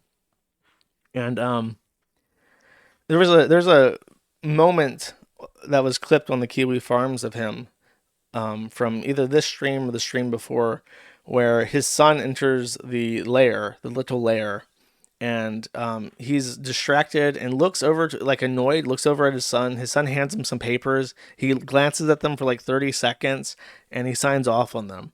And he tried to say on stream that this was homework that he was signing off on, but it was like at 2 a.m. His kid was awake at 2 a.m. handing him paperwork. I'm just thinking, like, this is like a permission slip for him to do something that's getting the fuck out of this house. This is for him to move somewhere or go someplace or get involved in some extracurricular activity that means getting the fuck away from him. And I think he knows, like, and it was just so flippant. Like, before, his kids, except for his little kids, would never come into his little lair to talk to him because they knew he was streaming, and you don't interrupt daddy when he's streaming. Now they're just walking in like, hey, sign this, retard. I got shit to do. That's not sitting in this fucking house with you. And he just like grumpily signs it and throws it off to him and says, yeah, good night, bro. So tensions are still high. Nothing's been fixed. Nothing's been resolved. And it's just like, I don't know why. He can fix it right now. He can fix it right now. He can show the body cam footage to get it out of the fucking way and truly move the fuck past this case, which is still open and still not adjudicated. And he can make the amends that I said, and he can start working to repair the truly irreparable damage that he's done to his family. And he's not going to. And it's just not, it's not what I wished for him. I'll phrase it like that. I don't mean to ramble or take up too much of your time. The interesting part of the stream, what I have to show you, has been read. So I'm aware that some people very generously gave some super chats. If you are interested in the locals stream, I'm not paywalling any of the body cam stuff. I'm working as a public servant in this regard. So if I do get the footage, it's not going to be paywalled. But if you want to support on locals, it's matthewnet.locals.com. And if you give me 1 second, I will pull up the super chats and read those. Are there any questions, chat, before I read the super chats? Does anyone have any questions that are left unanswered by my reading? Did I fail you in any way, shape, or form? Go ahead and type that in while I fuck around and stall for time. I'm trying to figure out what the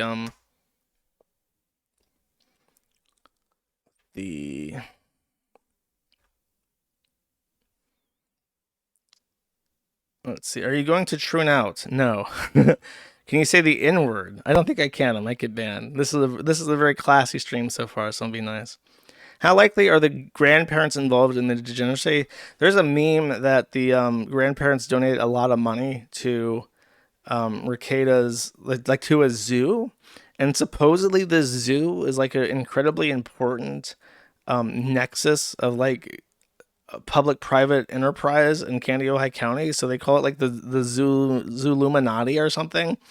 I can't speak on the existence or non-existence of aforementioned Zooluminati, but it is possible, I suppose, that the grandparents are using their Zooluminati connections to to get some stuff done. Let's see. Okay, I was able to pull it up.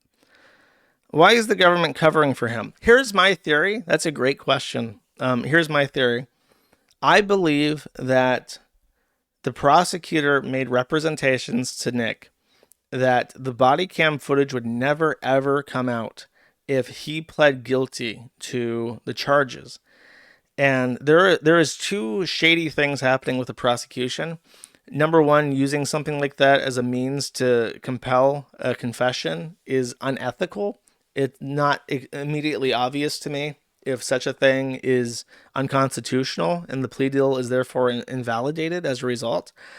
The other thing that happened is that this body cam footage was entered into evidence in Rekida's criminal case to help April. And it is also generally considered unethical for a prosecuting attorney to allow co-defendants to run joint defenses for each other when they're tried separately.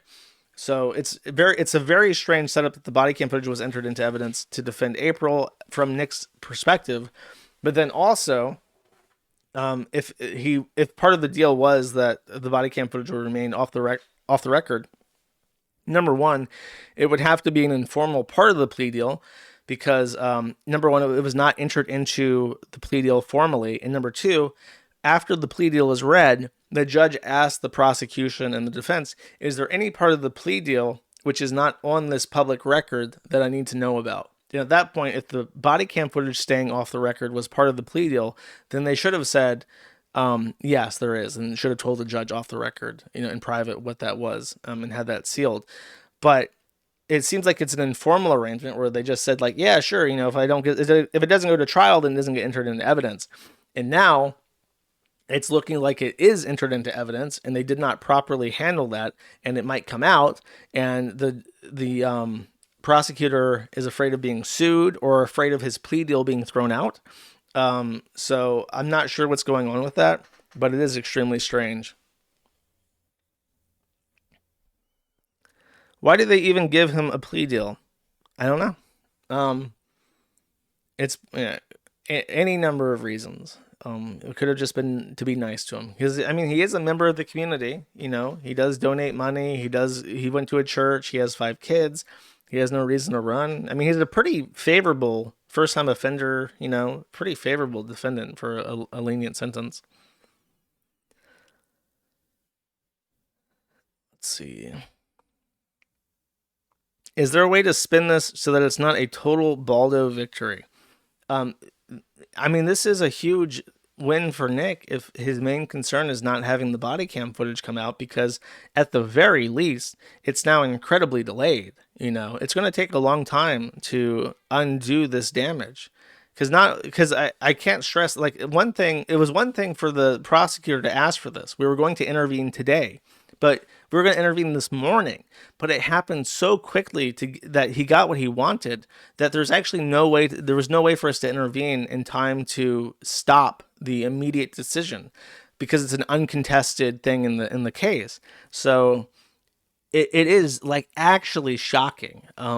Nobody could have expected this specifically, but I did expect the unexpected, which is why as soon as I heard about it, when I figured out, or rather when Hardin figured out that there was a way to access the footage in person, um, I did not say a fucking word. I did not say a fucking word to anyone. I kept my fucking mouth shut, and I thought, I need to get people to see that footage today. And in like 3 days, I managed to get the first woman out to see Officer Pomplin's video footage, and that's why we have those nice notes.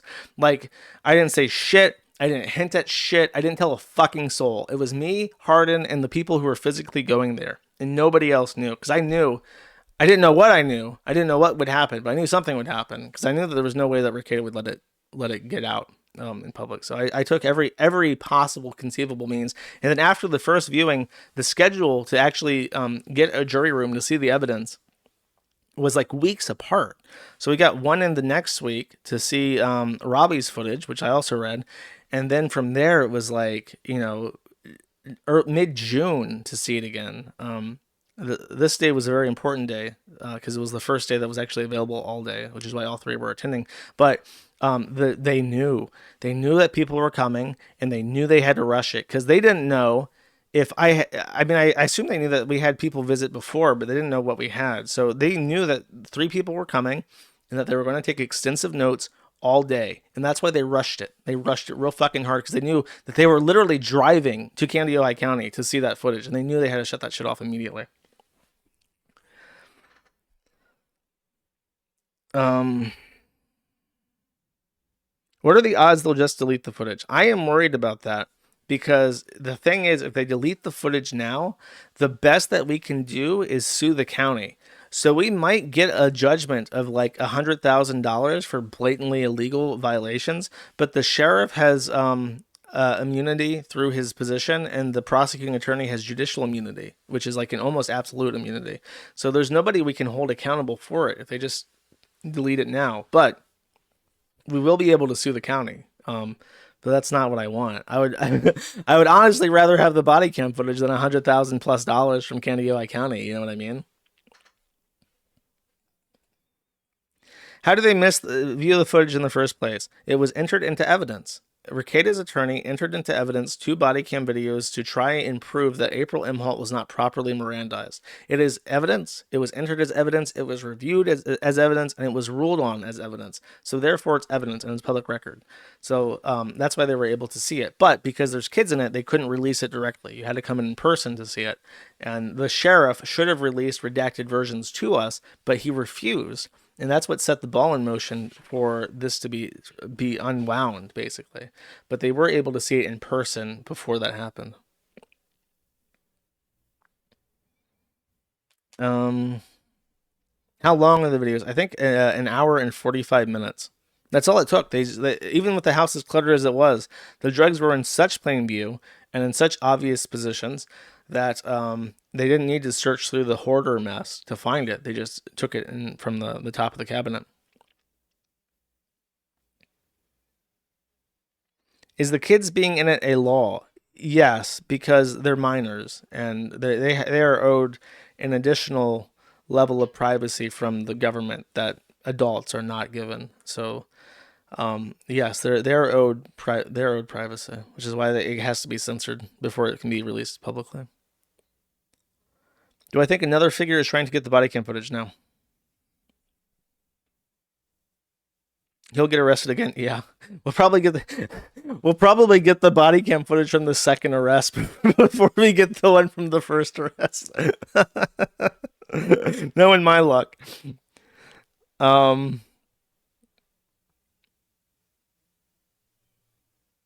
see. Check the Rumble chat. Did they find ceiling cat? Dude, now that I know that the ceiling is uncovered, it's extremely possible that there was a ceiling cat poking out of the like the Lowe's insulation stuff above the paneling. I have not seen some of the footage. So I actually really considered flying out to Minnesota. I could not justify it. It would have been a very long flight, and I would have had to spend money for hotels and shit to see it in person. And I just couldn't justify it. I considered driving out there, and then I like actually searched the distance from Florida to Minnesota. I thought it would be like a 12-hour drive. I greatly underestimated how far out in the middle of nowhere Minnesota is, and it was like I want to say it was like a 20-hour drive, maybe even longer to get to Minnesota to Candiota County. I'm like, fuck that. So my options were to fly, and there were no direct flights from anywhere near me. And then I would have to stay. And it was just like it could only go certain days, and then I would have to stay like an entire week in a hotel because there's only certain days that they were open to see it anyways. And it's just like, fuck. I really, really, really, really, really, really, really, really wanted to though. I also decided early on, in case you picked up, all three of the witnesses were women. I also decided at some point that, you know what, I should probably get women to do this because Rekieta's go-to insult seems to be saying that everybody who wants to see the inside of his dirty, filthy fucking hovel and his little lair is a pedophile. So I thought, you know what, I should just get women to do it because women are like 10 times less likely to be, a pedophile. So I'm like, if I just get women to do it, it looks like I've taken every reasonable precaution imaginable to handle this as responsibly as possible. So I feel like the way that I had planned it out was actually superior than me just actually going to see it myself. And now it's like I'm not inserting false memories into this because I have certain predispositions towards Rekieta or whatever. These are like random people who just wanted to see the footage that are members of the public in the area.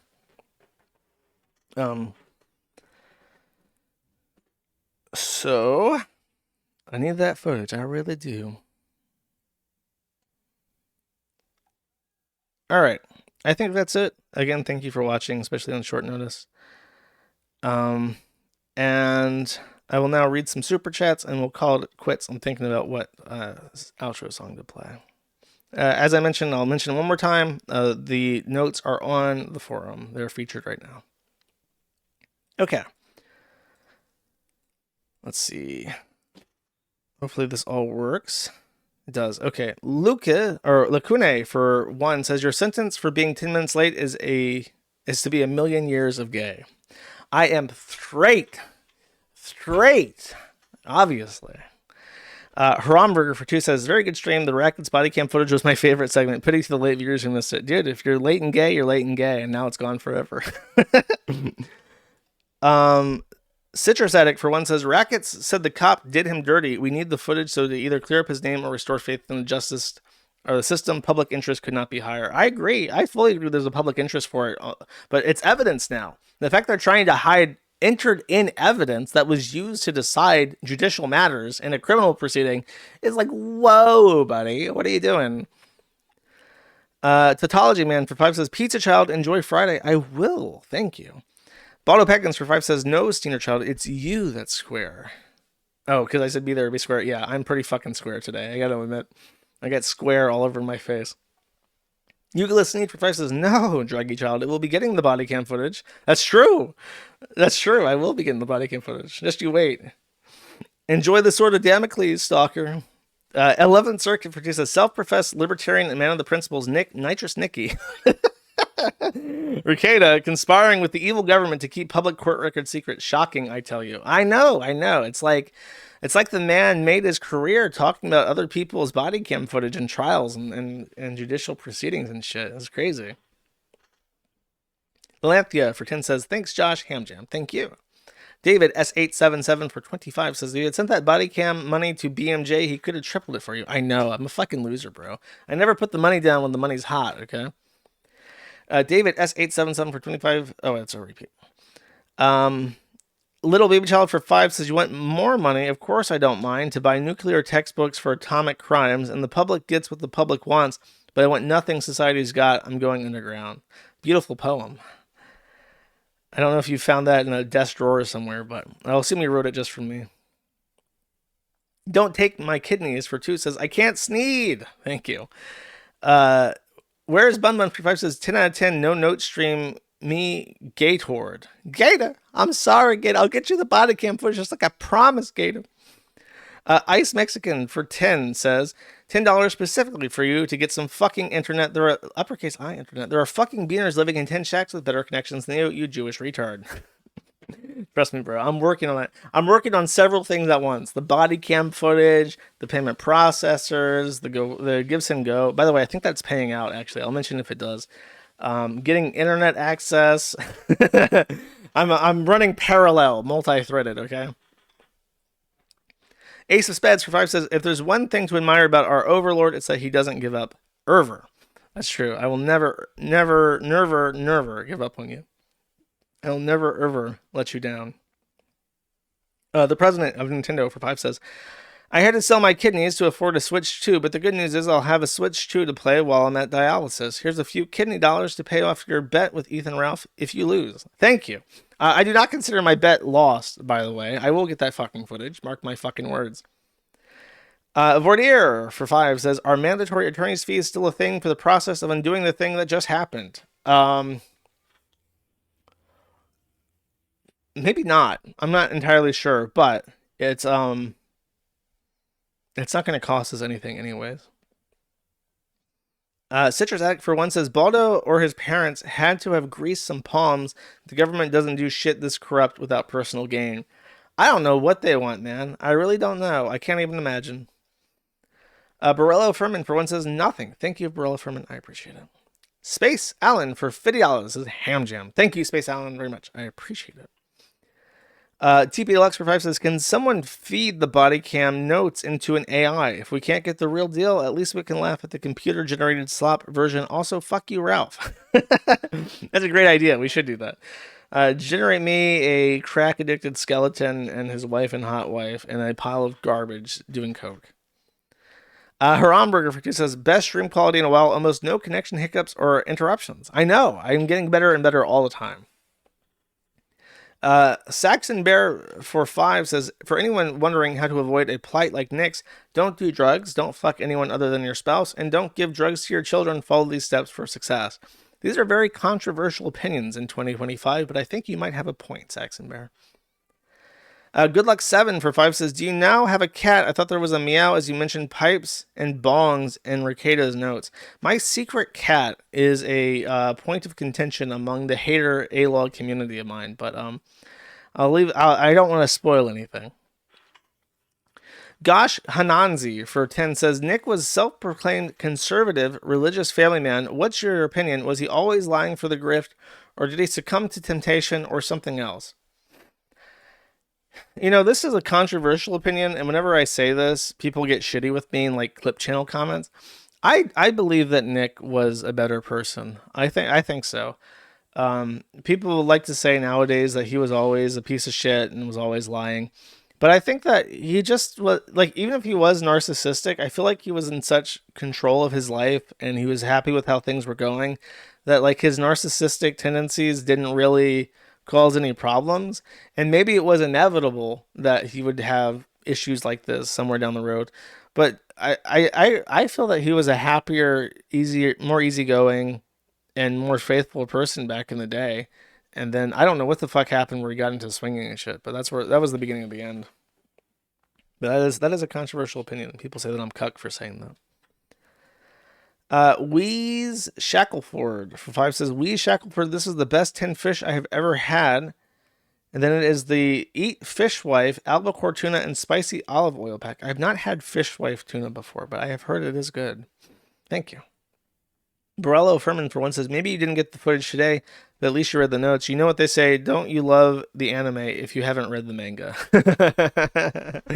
That's what I mean. In truth, the fact that this is drip feeding out and there's these crazy things happening and the county is like backtracking on evidence and the judge is granting it, it's so much more dramatic and interesting and titillating and intriguing the public than like if I just gotten it, or if Rekieta had just played it. Like when he got out of jail and like when he took his plea deal, he's like, look, this is the body cam footage. It might come out now. I figured I'd just do it. And you know what I think? Here's my question. I'm not going to run a poll. I just want to put it up to the audience. Do you think that when I have it, he will play it first? I've thought about this long and hard, and there will come a day where the judge, maybe the Judge Wetzel, maybe the appellate court, maybe the Minnesota Supreme Court will say, you have 30 days to surrender that footage to the intervener party. And Nick will have a heads up. It won't be like this where we found a secret way in and we're getting it. He'll know it's coming out. Do you think that he'll try to at that point just play it himself and make money off of it, or do you think that he is so embarrassed and like, I don't know what word to use, but do you think he'll just like continue to seethe about it and just not play it? Because I feel like he will. I feel it, but only at the very end. And you know what? It won't even offend me because I would love to see him fucking cope. I would love to see the stream where he copes, and the end result is I get beaten because he just decides to release it himself on stream and monetize it, then you know what? I'm still happy with that result, chat. A stupid fuck for 5 says, I was in rehab with a chick who talked about how her kid got into Fent and she had to Narcan them so they didn't die. I absolutely believe Nick's daughter got into the coke. There is a reason when they find coke in a house with kids, they test the kids. There's a reason, and it's because the kids come up positive. I want to say it's a shocking high number, where it's like as high as like 50% of children in homes with drugs will test positive for drugs. It is a really, really high number. They don't test the kids for fun. They test the kids because there is a statistical probability that is above a certain threshold where it becomes worthwhile to always automatically test the kids for drugs every time they find drugs in the house with a kid. There's a reason why they do it. They do not do it to fuck around or to plant evidence or because they think it's silly to cut kids' hair or whatever. They do it because it comes up positive a lot of the time. Hamas Payne for 5 says, Dear Sneer, I submit this into evidence for the case of Troon v. Moon. Thank you. I accept. Thomas Payne for 5 says, I forgot the link to the Ebidance. Here's another live $5 with the post CC Death Null. Okay, let's see what this is. Hopefully it's funny.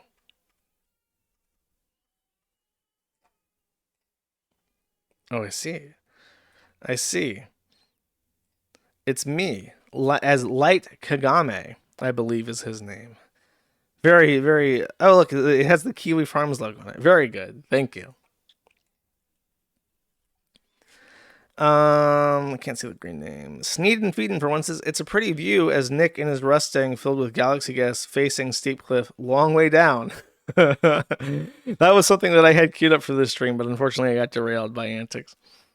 Euclid Sneed for 5 says, Ian M. Holty kicked the chair over as he stormed out one night. He was upset about being in the cuck chair. Is that true? Is that a true story? I don't know if that's true. That sounds like you made it up on the spot. I could believe it, though.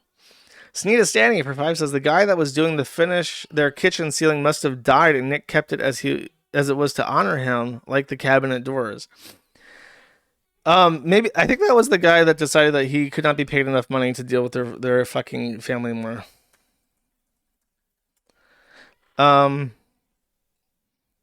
Let's see. I know this isn't... Oh, wait, sorry, I didn't read the name. Gormless Wonder for 5 says, I'm sure this isn't a new thought, but with all the talk about the large, confusing floor plan, can we dig up the architectural plans? We're going to the county to get the blueprints now. We're going to find the cuck shed. I don't think so, by the way. Judy Tester for 3 says, the drug gummies kept out in the open would be tempting to children if they were hungry. Everyone knows Ricada kids were well fed, so I'm sure this wasn't a problem. Yeah, I don't think there's any stories whatsoever about the kids being hungry. I don't think there's any reason to believe they might inadvertently eat something that they think may be real food and not gummies laced with narcotics.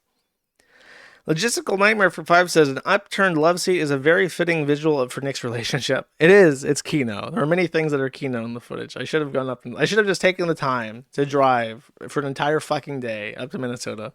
I missed out. Kolya Dante for 4 Kayla Nude Units says, it is disgusting that 2 women would coordinate to lie about the body cam footage like this. If only Nick had some way of dispelling these slanderous aspersions against his housekeeping abilities.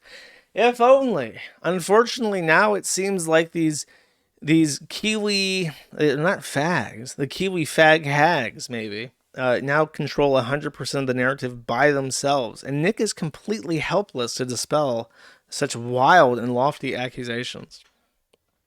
Completely helpless. Thank you. Bunker Housing for 5 says, regarding streaming, why do you not get a dedicated computer for streaming? A laptop with optimized program and software, no super graphics card needed. I am in a very ephemeral state at all times, and until I really figure out what I want to do, or if I want to buy land here or what, I'm just kind of drifting, and I don't want to buy more shit. And I honestly I can't afford to waste any more money, so I might use some of the Give Send Go money to upgrade my station, because that will improve my ability to handle stuff. But I haven't committed to anything yet. Indomitable for 5 says, I wish you $1 million lawsuit win if you sue Nick and or the county. Me too. That'd be fucking nice. If I, that would be the nicest possible outcome. Is if we get like a huge settlement against the county, and then I just buy a house with the body cam footage money. That would listen. God has a sense of humor, and I've learned to trust the plan. I've always learned to trust the plan, and sometimes things don't go how you, as a mere mortal, would prefer they go. But sometimes, after a long while, you realize, you know what? It's way better this way. So I trust the plan, shit. I trust the plan. This winding road is full of ups and downs, and it's quite the experience. And there might be a really fabulous finale to it. Bunker Housing for 5 says Barbara Streisand effect is in play and it will only increase. Dude, I'm telling you, it would have been forgotten by now. It would be something that people bring up to troll him, like with other lolcows, like, hey, your house is fucking filthy, your drugs are out in the open. But if he had done the heel turn or whatever, the new leaf shtick well enough, it wouldn't even matter. You can just say, instead of saying, I made some mistakes, but I had a lot of fun. Instead of saying that every time people bring up the drama, he can be like, yeah, I know, and that's my motive. Seeing that footage and seeing the disrepair that I subjected my family to is my motivation for walking the straight edge now. That would be his line of a truly apologetic man, but he's not truly apologetic. He doesn't give a fuck at all.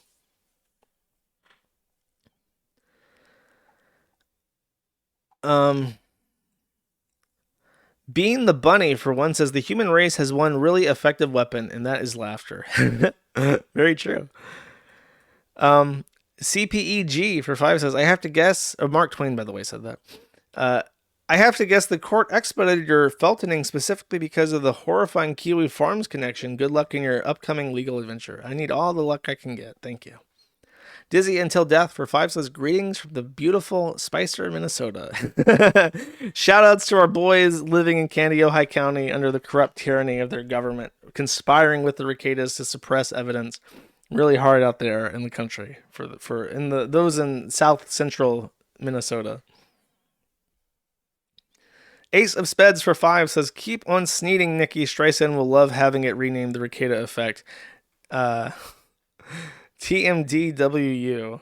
I forget what that means. That's like a QAnon thing, right? When we go one, we go all, chat. That's how it goes.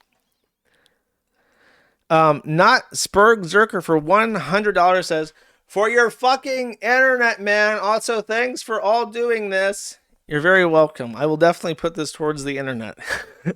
Trust me, I'm working on it. Thank you. Numero uno, Josh Denny fan for 1 says, hashtag team content base. That's the only winning team. Sneedo for 1 says, Sunday is going to very gay. I don't know what that means. I hope not. I hope Sunday is not gay. Humble Guardsman for 1 says, Sintra does not serve, or Cetra does not serve. I don't know what that means either. Thank you.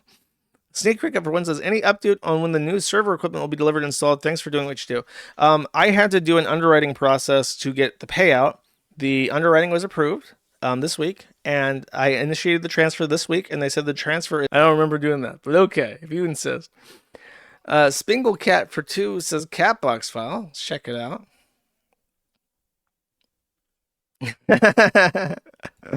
This appears to be a Wikipedia page for Creator Clash that says the Creator Clash events are a recurring charity crossover boxing event created by American OnlyFans model Anisa Jamha and her husband. Creator Clash have held 2 events in 2022.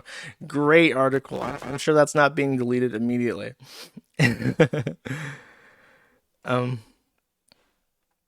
Colgate Dante for 10 says the unfinished roof reminds me Nick once said he couldn't represent a contractor who had worked on his house extension. Then during the Coke stream, he said he did represent him. Well, maybe things changed between those two statements. Who knows? Thank you. Bunker Housing for 5 says you should have one system for streaming, one for gaming and all leisure stuff, and one work system for Kiwi Farms work and all other work.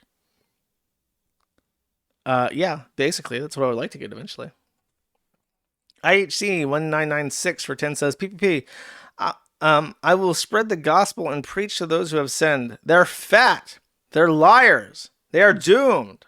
Worski then says, that's crazy, bro. And then sometimes randomly, for literally no reason whatsoever, dude. And then also sometimes, I'm aware, by the way, that Worski contributes a lot of like the notes and stuff. But I remember in the earliest streams, it was very frustrating to listen to them because Worski would like interject randomly, and his addition to that, like he would cut PPP off mid sentence, and it would be the most frustrating fucking thing in the entire world because PPP goes on these fire and brimstone rants, and then Worski would interrupt him, and then like have a complete logical non sequitur about a time that he did cocaine. And it's just like, you interrupted the fat man preaching to say that, buddy. But now I've noticed that after a year, PPP has developed a psychological immunity to being interrupted by Andy Worski. And if he's on a rant, he will literally just talk over him without even acknowledging it. Because he knows he's got to get this shit out before Andy Worski says something that's just completely irrelevant to the topic at hand.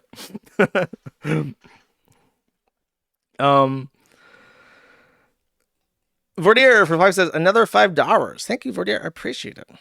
IHC 1996 for 10 says Vikings die with sword in hand so that they may enter Valhalla. When Floyd died with flint in his hand, where was he sent? Thanks, Josh. Keep up the good work.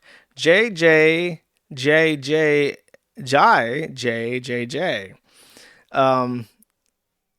I don't know. What's like the black equivalent of Valhalla, where it's like, I imagine it's like the Greek afterlife with milk and honey, but instead of milk and honey, it's like Fint and fried chicken. What, I guess like that, something like that. I think instead of a wheat field, it's a watermelon patch.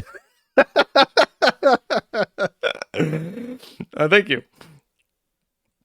Now, Ace of Pets for 5 says TMDWU is a King Cobra thing. Oh, yeah. I remember. That's most definitely what's up. I know fuck all about QAnon, apart from it being specifically a different version of Kekistan. I guess you could phrase it like that. Yeah, I forgot that. Sorry. That's definitely what's up. There's also one where it's like praise Cobra's magic. That's the other Cobra acronym I remember. And then Ho Ho Holocaust for 1 says, God damn it, your internet cut out and skipped my Sneed chat. I don't think it did. Oh, it must have. I'm sorry. Wait, no, I see one. Hold up. Oh, I answered the one about that. Okay, and then one more. A Vordier for 1 says, y'all holla. All right. Thank you. That's it. No more super chats, please. I have no outro song picked out on short notice. However, I have a song, and when I came back to the US, I was really deliberating on what song to play. And I ended up playing Peaches by the President of the United States. And I regret that decision. I decided just recently that I should have played this song, which is a very risky song to play for an outro song. But you know what?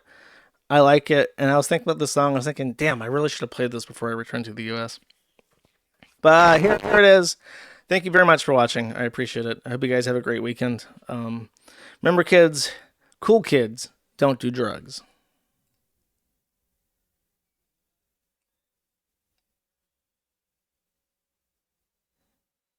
And is this going to play? No. It's not going to play. Is this like broken? Oh, you know what? I see. Okay, hold up. Sorry, I did a whole outro spiel and everything, and now I'm just being cucked out of my mind.